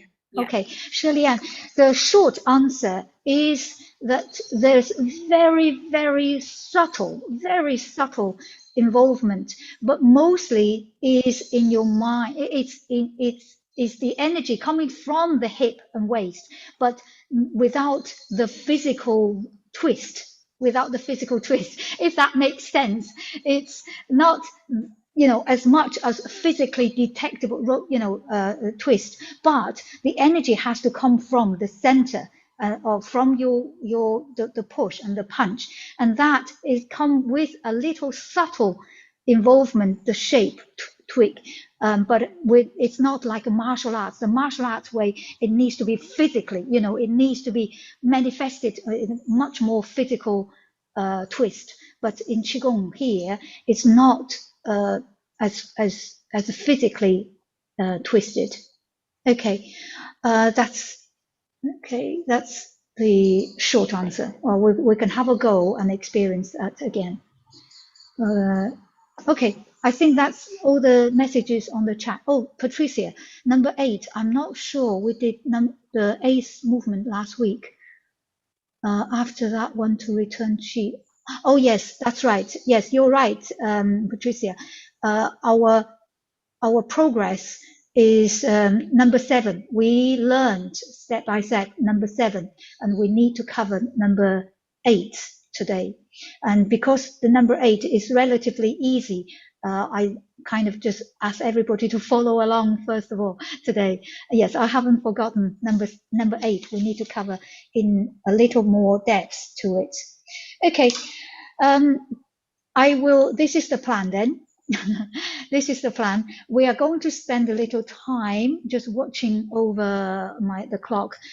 I will spend roughly 10 minutes on treasure number 5, and then try to spend a little bit less time on treasure number 7, 2, 6, 7. Okay, this is all regarding your questions, and mostly regarding your questions.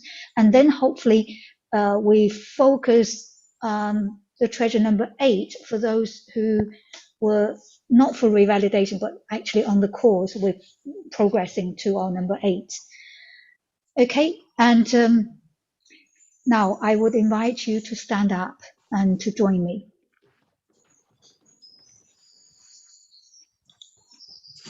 Okay.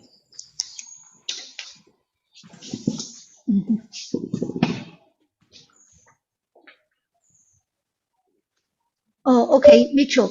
I hope to finish before 4:30. We may run 10 minutes over 4 o'clock. It's scheduled for 4 finish. So if you are busy, you have other commitments, then you can leave at 4.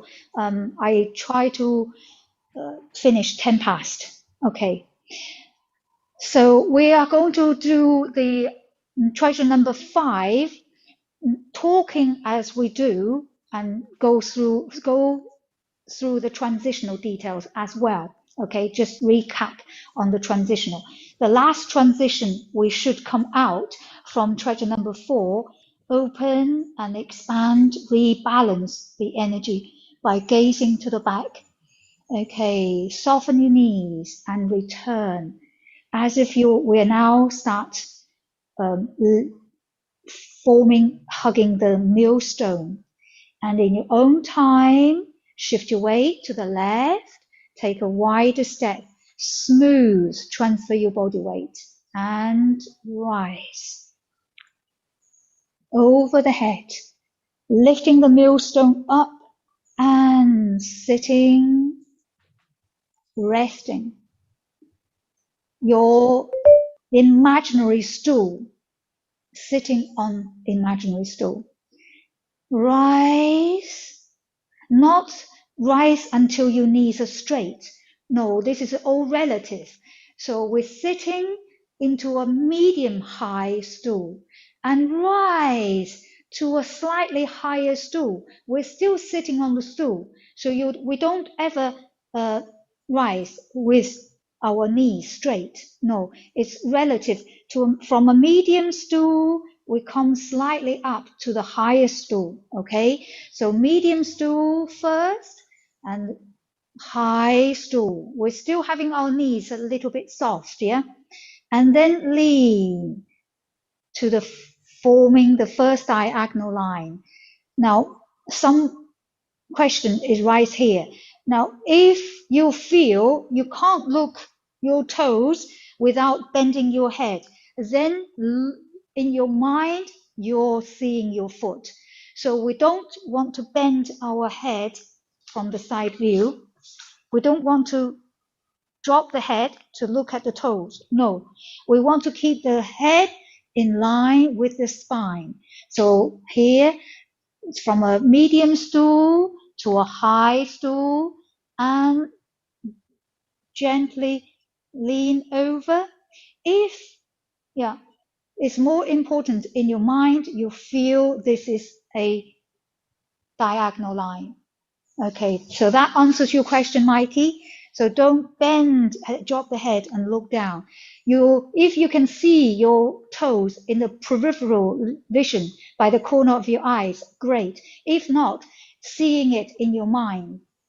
And rotate and sitting down to a low stool, to at least a medium high stool.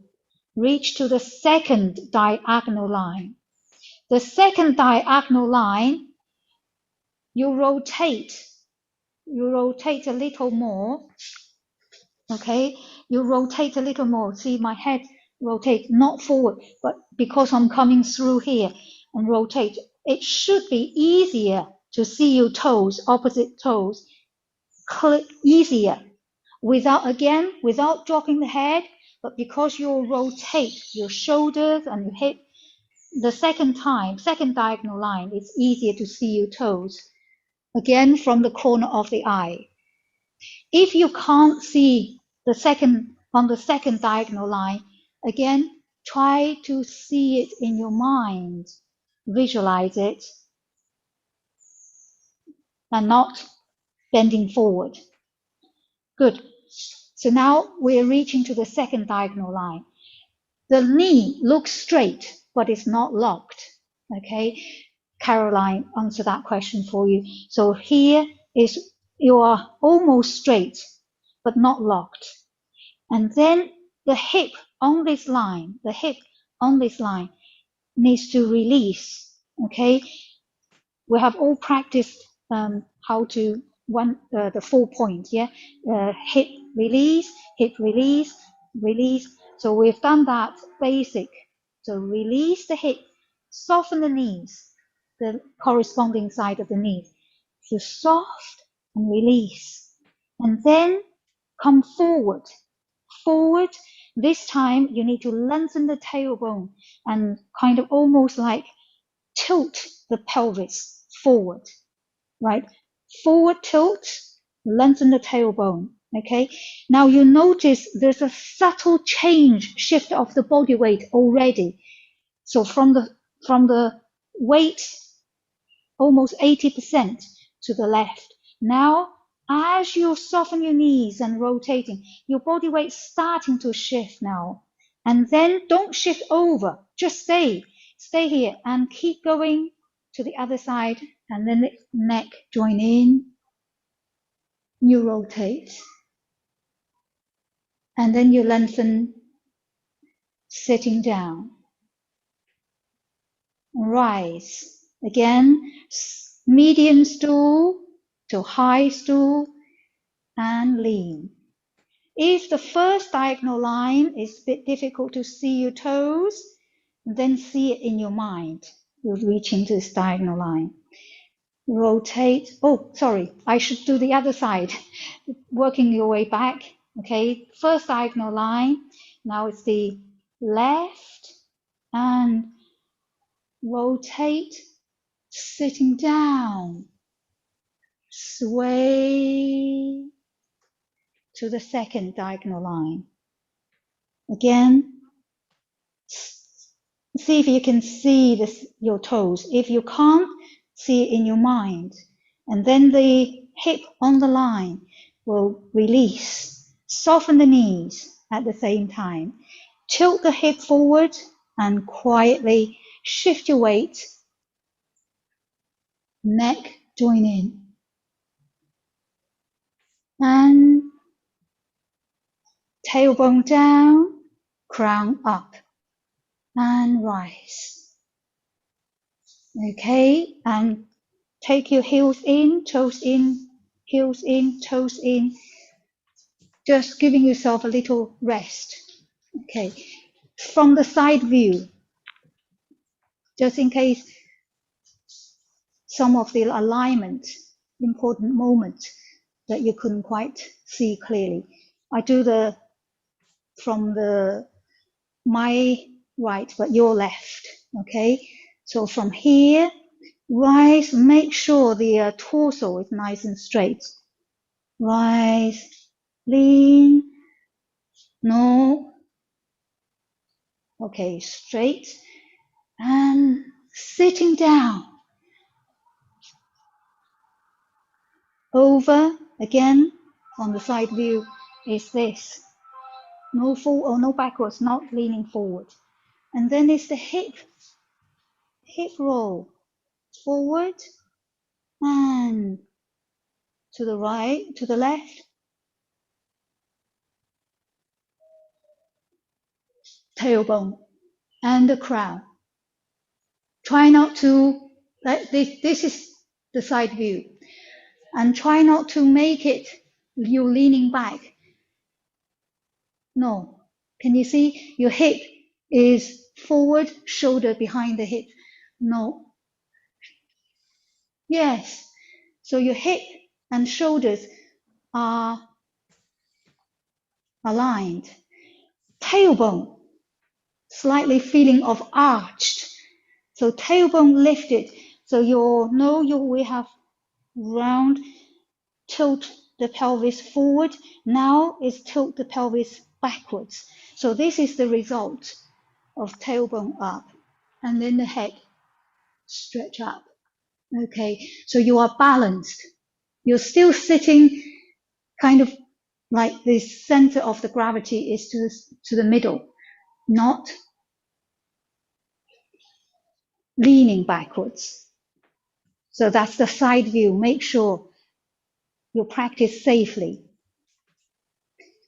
I think that's the 3 answers that we have you have asked about looking at the toes and about soften the knees and shift of the body weight, and also about the alignment, I think, or sitting down on the stool. Can you do it by yourself? Let me have a look before we move on to this to the next movement.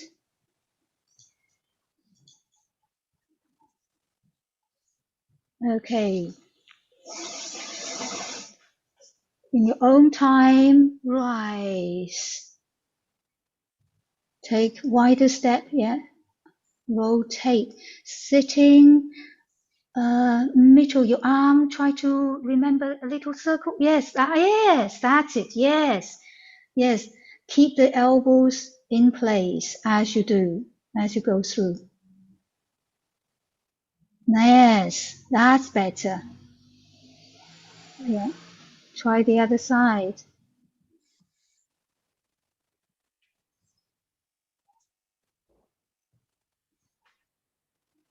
Hip roll, neck roll. Lovely. And then sitting, beautiful. Yes, that's it. Good. Have a look at all the others. Shirley Ann, yeah, you have the similar habit with mitral. Your arms, you tend to, your arms just, yeah, maybe it's tension. You're squeezing the elbows. Yeah, you need to keep the elbows relaxed, and yes, that's better. And actually, Keys also have a similar habit. Yeah, similar habit. I didn't notice you did this before, but coming to have a closer look, I feel there's quite a few have a similar habit.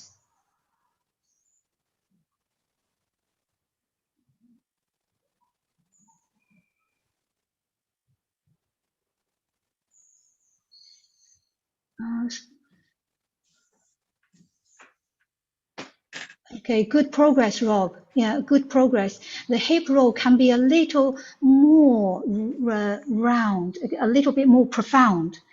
Yes, working on that hip roll. Ruth, is it clearer to where to? Yeah, okay, great.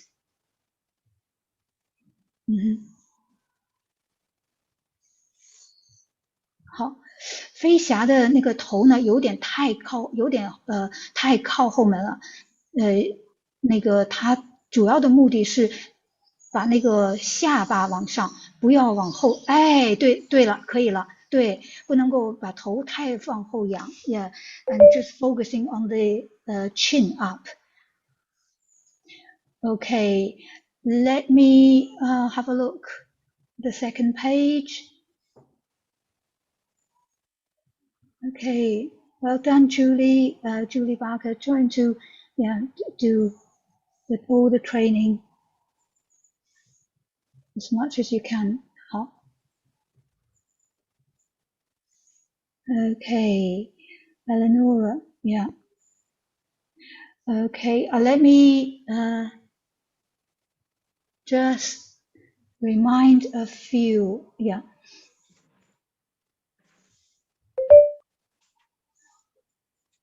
Okay, Rob, 现在有a little bit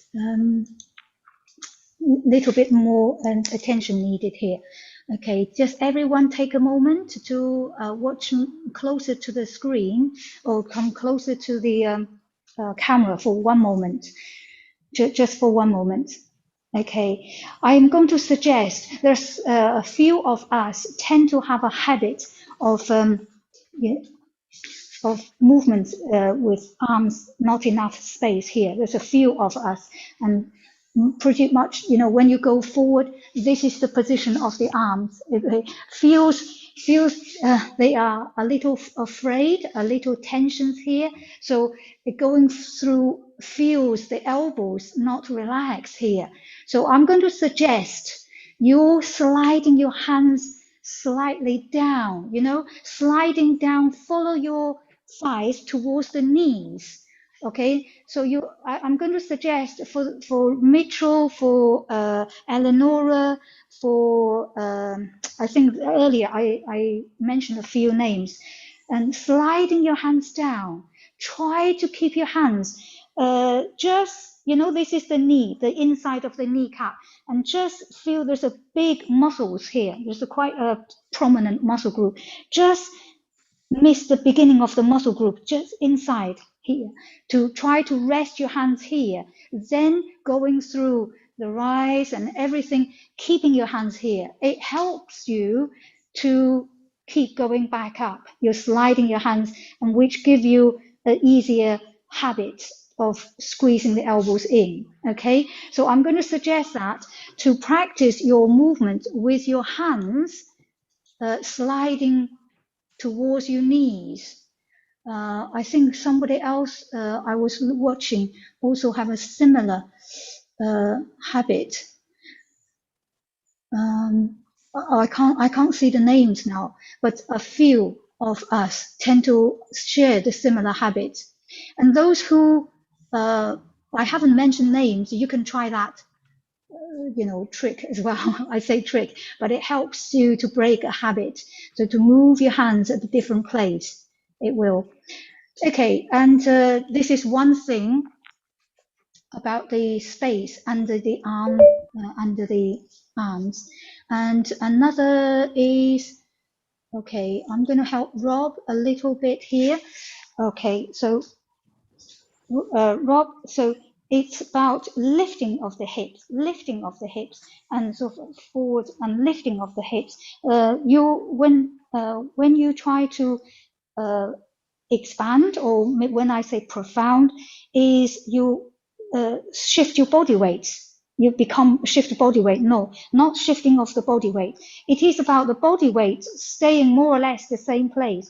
You're okay, just loosen and lifting, working, not shifting of the body weight. Yeah, and this is about release and forward and lifting. That's it. Yeah. Yes. Soften the knees. Try to keep the body weight more or less staying still, and tilt the hip forward and backwards as well as sideways. Yeah. I think earlier, soften. That's it. Soften the knees and don't sway the body weight. Yeah. Keep working on that one. Yeah. And I think one other person also tend to have a swaying of the body weight. Soften the knees. Yeah, Jay is also soften the knees and working on the hip rotation. Yes. Okay. I think we have covered all the questions on this one, and also highlighted what hasn't been asked, but I saw it on the arms. Okay, can we leave this one now for your own practice, your continued practice?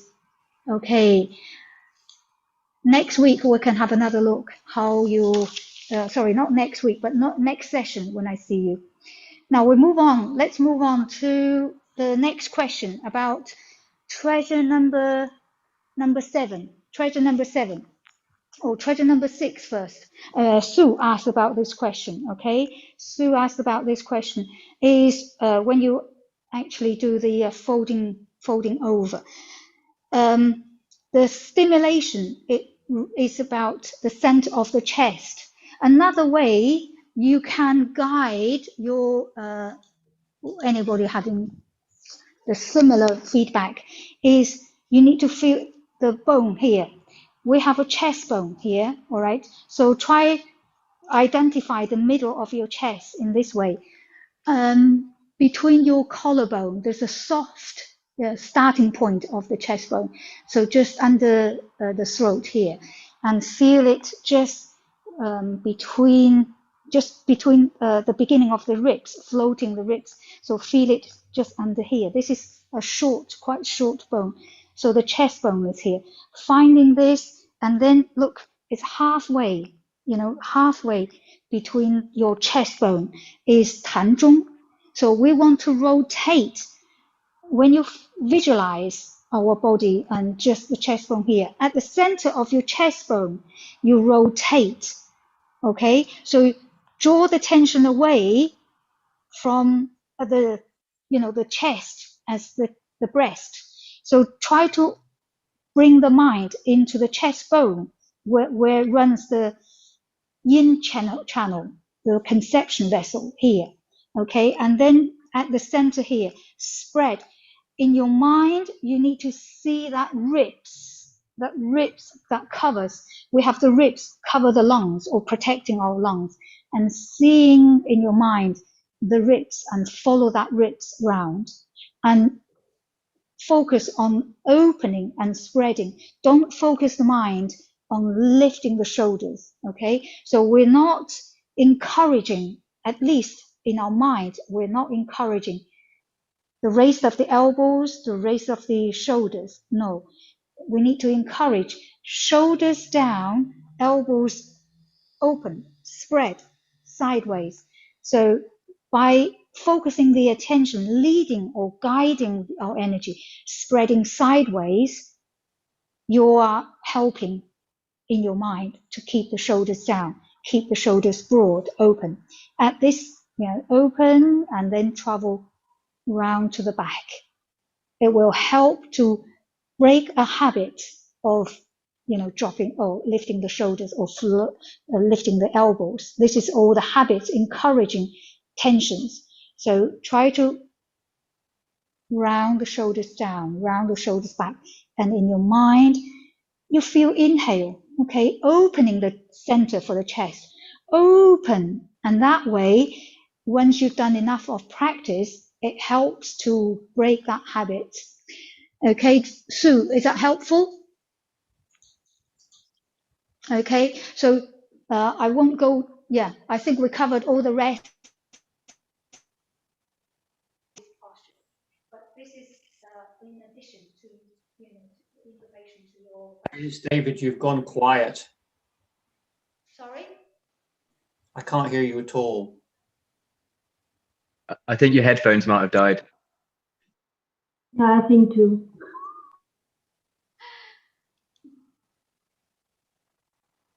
Okay. You never have these problems on the smartphone. Can you hear me now?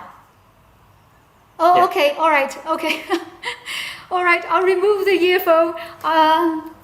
Okay. This is what tend to happens. Sometimes it's on, sometimes it's off. Okay, I think the next few minutes, I'm not going to try any other. You can hear me fine like this, right? Okay, so this is to answer Sue's question. Now I'm going to move on answering treasure number 7, the punch. Okay, this is the punch. Now, question 1 is about direction. I think it's is it Keith? Keith asked for the directions, okay? So the punching is towards the center. It's towards the center. So the punching direction will follow, not not to the shoulder, not in line with your shoulder. No. So we're coming in towards the center.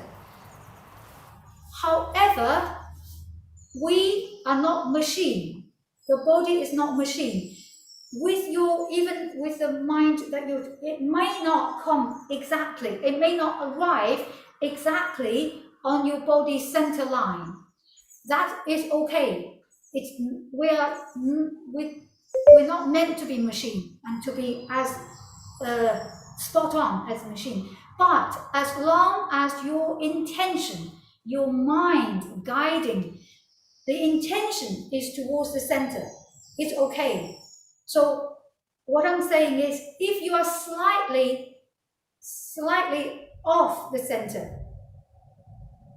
then it's not a problem. As long as in your mind you're not punching in line with your sideways, quite a long way away from the center.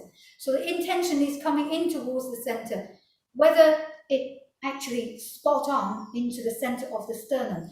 It's not that of a big deal as long as the intention is there. Okay, so this is answering the first question here. The second question is about whether you actually twist the hip and your shoulder when you do the punch. In martial arts, Unfortunately, oh, you have to go, John. Okay. All right. Okay, John, no problem. I'll see you next time. Okay, in martial arts, yes, we would throw a punch. Okay, we will throw a punch. Okay, with full engagement of the hip and shoulder. We will do, okay, we will do a punch. Without the martial punch, without your hip and shoulder back up, the punch is useless, it's empty, it's not going to be powerful enough. So you must have the punch with the rotation. However, in our Qigong practice, our punch is not a martial punch. So the energy is connected, but it's in a lot more subtle. So we're doing the healing fist as well. So you're in your mind and in your eyes, you're punching. So the eyes in the energy in your eyes, and you punch, soft punch, your eyes open, and you're in your sort of stimulation in terms of the energy. Okay, and you pull back. So the engagement, the physical twist is on a very subtle level, but there is energy in terms of the energetic level, it is connected. And it is not just no engagement. There must be a connection, but this connection is small, subtle, not small, but subtle, internal, if I explain that way. Okay, does that make sense? Okay, now moving on to number two. Somebody asked about this drawing the bow. What was the question about drawing the bow? Number 2.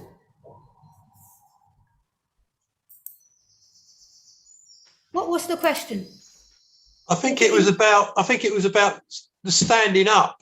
You know, as you do the transition. I think it was about that. I think, Faye, Yes, it was. Yeah, it was about when you transition from left to right. Yeah, the height. Okay, so the transition on treasure number 2.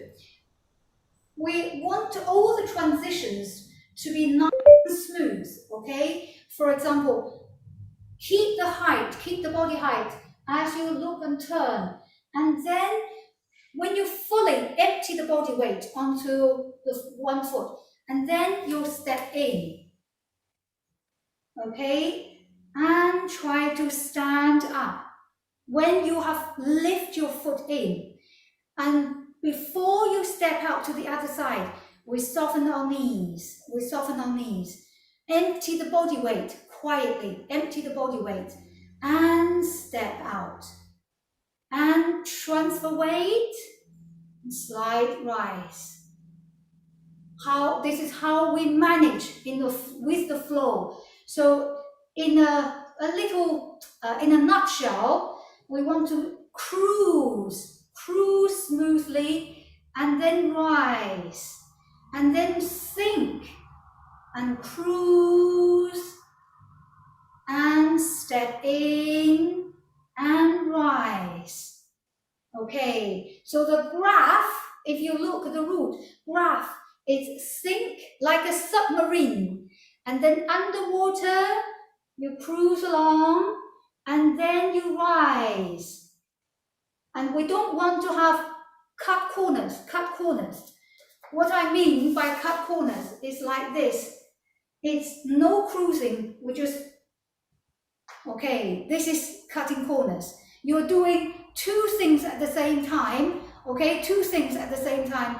I'm going sideways, I'm going down at the same time. This is cutting corners. You know, you're going down and step at the same time. So there's a force, combined force of sideways and upwards. So you're stepping in. This can create clumsiness. So we want to go down, smooth, cruise along, and rise, and controlled. Does that answer your question, Keith? Yep, thank you, Faith. That's perfect. Thank you. Okay, no problem.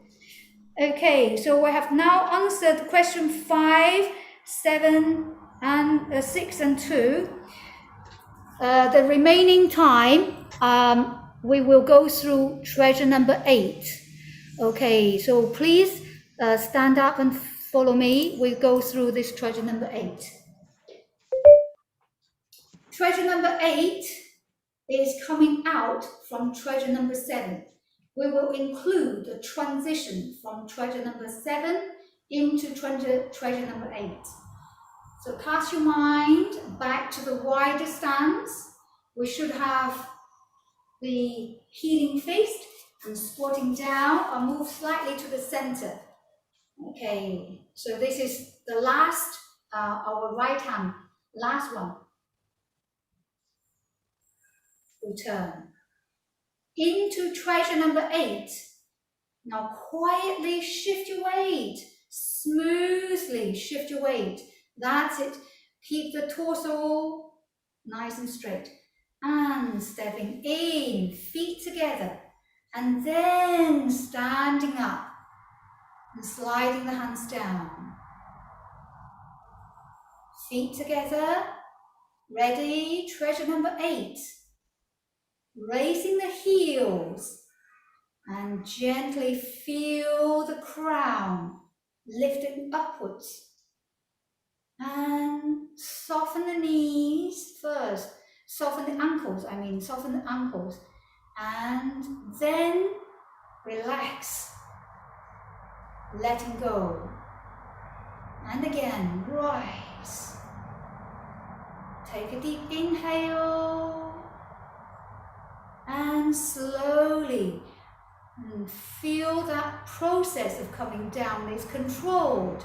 And halfway down is loose and gentle vibration.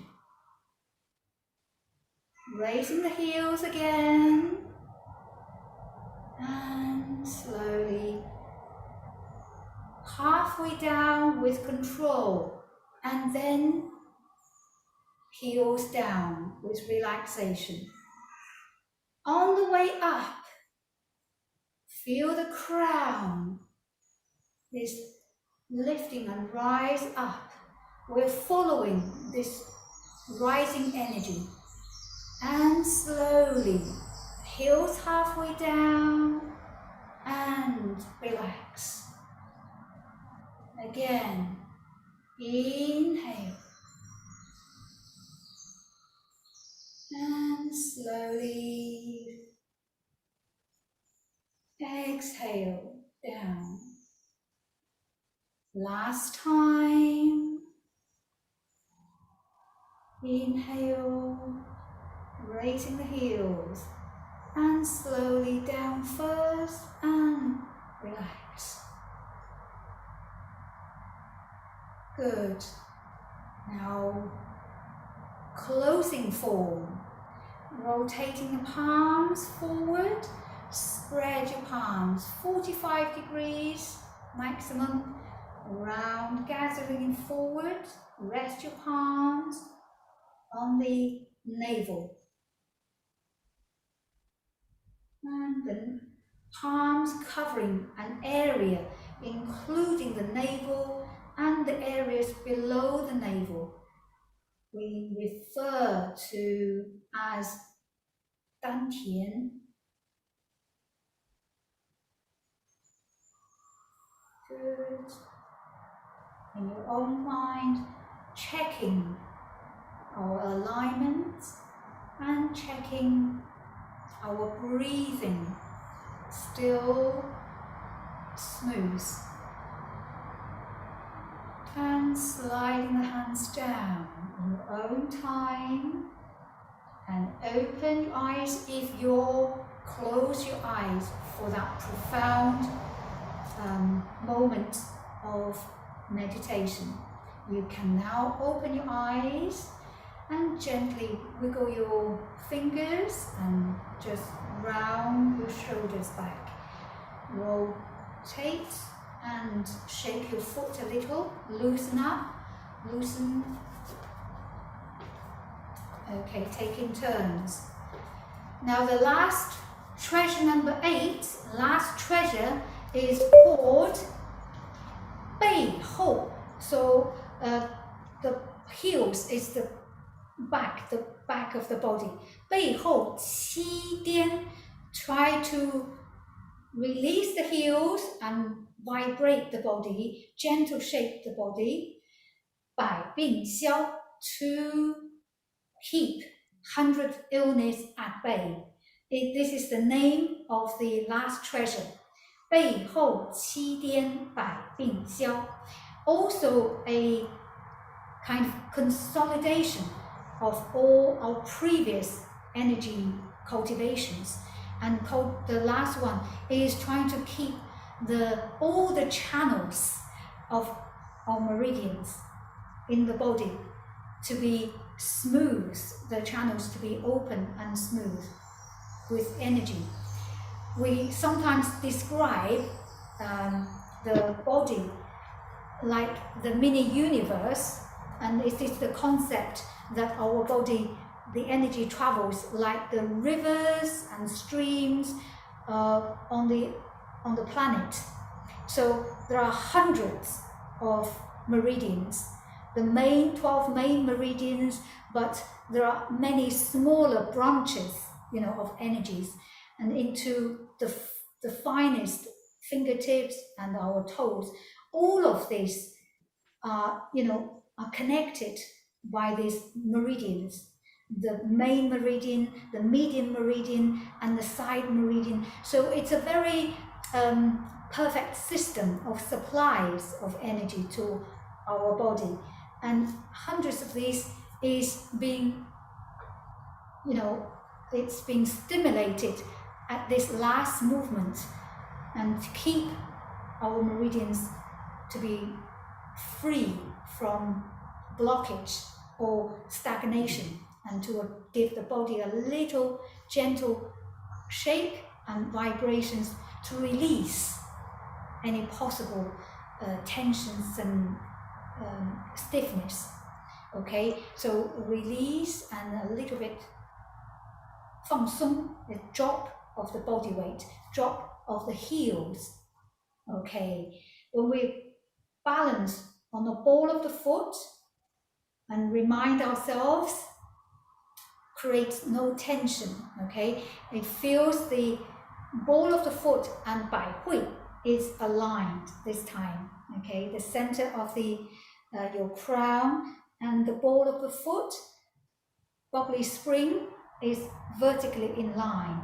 So the center of gravity is rested onto the foot, nice and securely. And at the same time, open our main breathing channels. And then release. Can I ask a question, Faye? Yes. What is there any particular reason why you don't come up and then drop straight down? Why you come halfway down? Is there any? Is it just it's too heavy a drop, or is there some reason for coming down halfway? Yes. Partly, yes. The vibration, it must be a gentle vibration. Yeah. The gentle, not too violent vibration. And so it's the energy protects the back of our scalp. There's a very important part what we call, in Chinese, we call 小脑, the little brain, we call it here. So we don't want to have too violent brain, shapes to the body, and that will give us sense of almost like impact, directly to the Sure. sense of balance. Yeah. Sure. So it's a gentle one. On the out breath, Ivy just asked. Okay, Ivy just asked, is it breathing out? Yes, it's out breath from the nose, and try to keep the breath smooth, and release. Okay, the last bit is must in your mind to let go.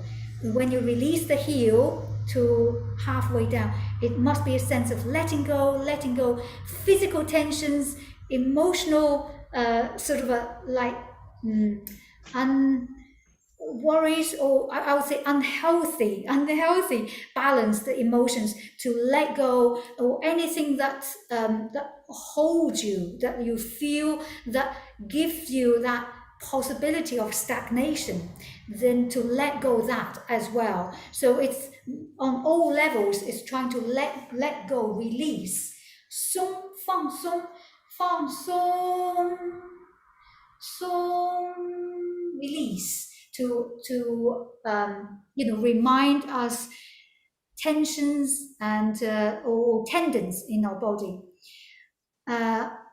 On the muscular point of view, I have just because my daughter has some injuries, one of the exercise the physio give it to her is to actually balance on the ball of the foot.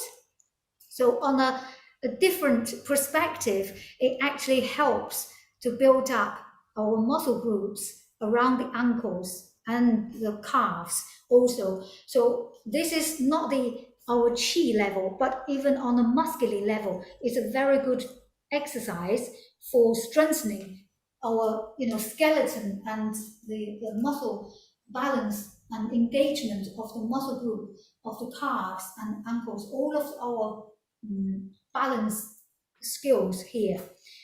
In terms of our energy, align the crown to the bottom of your ball of the foot is the key to keep a better balance, all right? And try not to think, oh, I've got to balance on my feet. No, if you think, switch the perspective of the mind, your chi is following and upwards rising. The chi is leading you up. The energy is lifting, rising, lifting you up. We are following the flow of this rising flow. It makes much more sense to feel balanced. You will be standing and balanced with that sense like a statue. It would be a much smoother, easier, and feeling confident and comfortable with that balance. Yeah, can I ask, Faye, how high your heels rise? How high? There's no fixed answer to that. Who's asking this question? Shirley, Angie. Oh yes, Shirley. Okay. There's no fixed answers to how high you should raise the heels. It's just a complete feeling that you are doing your personal best. Okay. Yeah. If everybody's got... Sorry? Just a little bit is okay. A little bit is okay. Yeah. You mean, yeah, so you say no height, no fixed height. So just a little bit is okay, isn't it? I said no fixed height, but I also said do your personal best. Do your personal best.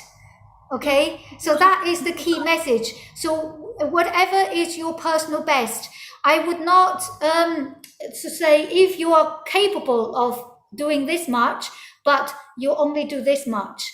I would not encourage you. So it's whatever make you within your comfort zone that you're doing your comfortable best. Okay. Bye. Yeah, thank you. Okay. I have a question, sorry, Faye, regarding alignment when you have feet together, okay? Yes. Can you hear me? Can you hear me? This is regarding me, because everybody is different. My anatomy, my knee joint are very big. So I tend to have knock knees. So if I try to put feet together, my base of standing becomes unstable. If I had them with a little gap of, 2 fingers in between, it's Sarah, much better alignment. It's much better for me. So I was asking, when you say feet together, if you must literally put feet together, it becomes for me, because of my comfort, my anatomy becomes not so stable. So I just wanted to know, I should try to have them touching, or it's okay. a little bit of space in between. Okay, for you, Aurora, you need to do what feel comfortable for you. Okay. So you're not, so your knees are not kind of rubbing against each other. Yeah. Exactly, exactly. So just a little bit of space is good for me.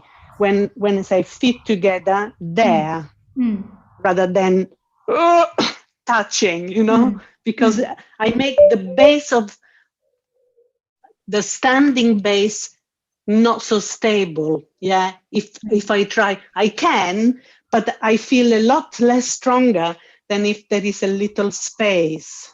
Yeah, and That's also, fine. yeah, and also I engage the muscle at the top of the hamstring and raise the pelvic floor, and this really gives me a lot of stability. Yeah. Yeah, that's fine. You see what I'm saying? Yes. I mean, those of you who have done Pilates know what I mean. Shirley Ann, for instance. Okay, that's all. Okay. Thank you very much. Thank you. Okay. May I just ask, Faye, Caroline? Yes, Caroline. I used to teach Pilates, and we had an exercise very similar to that, but it was more about engaging your pelvic floor and your glutes to sort of help with the balance. But in this, we're thinking about the chi raising up. And you said about keeping reasonably relaxed and letting go of any tension. How much sort of engagement of your glutes and your pelvic floor would you be thinking? Just as much as you have to get you up, or okay, is the cheese leading you up, but the muscles around the glutes and the pelvic floor and the tummy have to kind of help raise you up. Would you agree? Okay, I think there's a different focus and tension here. Okay, thank you, Helena, and thank you, Jake. I will catch you up next time. All right, to answer this question, I think it's a different practice and technique focus, Caroline. So we're not, in this movement, we're not engaging the focus, it's not the glute and to lift us up.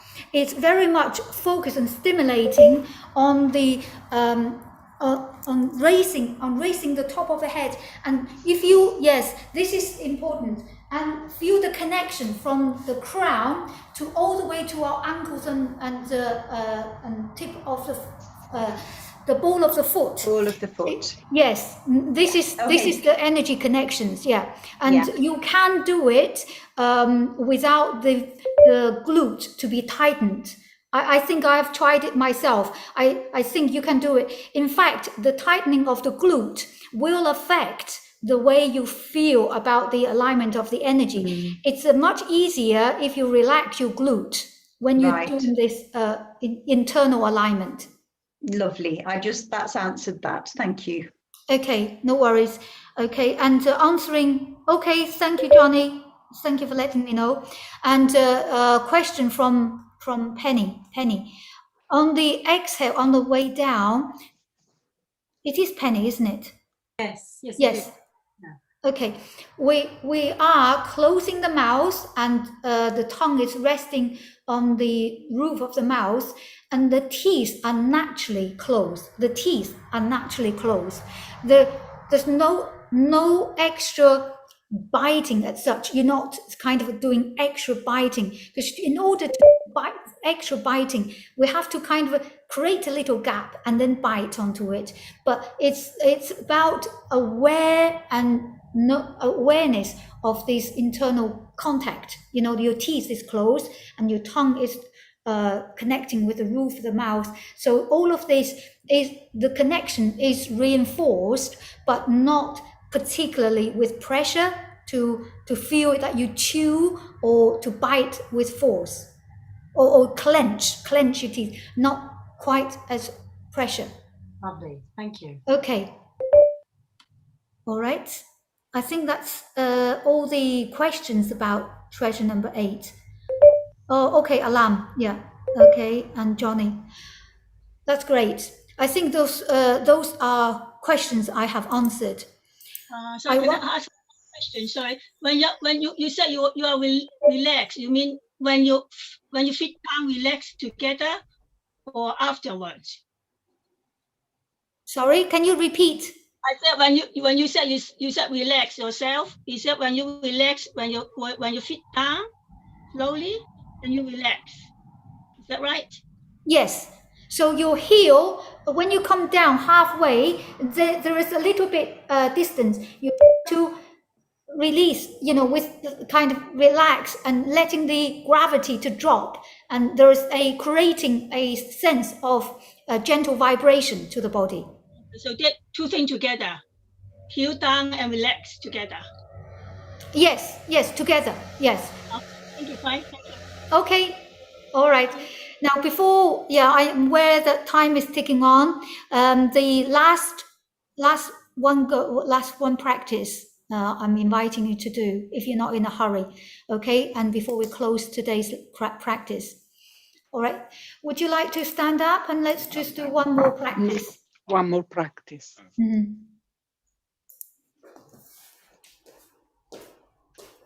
Okay. So if you are ready from the horse riding stance, we're going to try to shift your weight and taking the left foot in and rise. Align your body and feel the crown is rising. Inhale and slowly and release. Inhale and slowly first and release. Again, inhale, exhale. Inhale, exhale.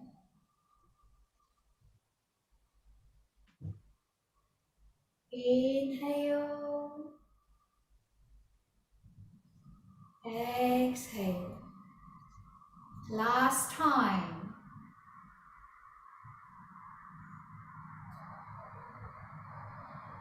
Exhale.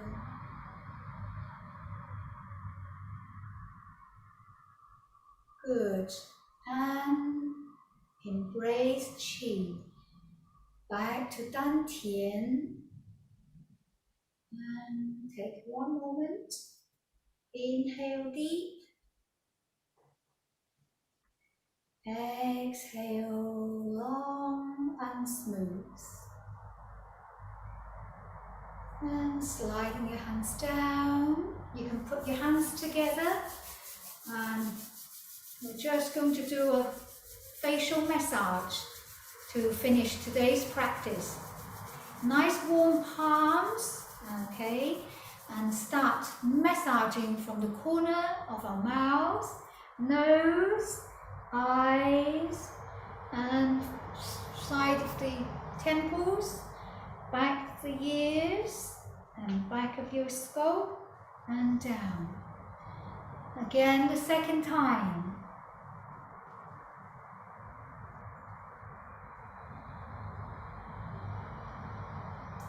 And further release the tensions around our eyes, around our temples, around the back of our ears and the back of our neck, and releasing any possible tensions from reading, studying, thinking, processing informations. And last time. Nice and soothing massage. The best time to do the massage is after Qigong, because we have the best of energy in our palms, okay, the best healing parts of the body with our hands. Okay, that's all for today's session. Apologies for running a little over time, and I'll see you next time, okay? Our Qigong salute. Good, well done.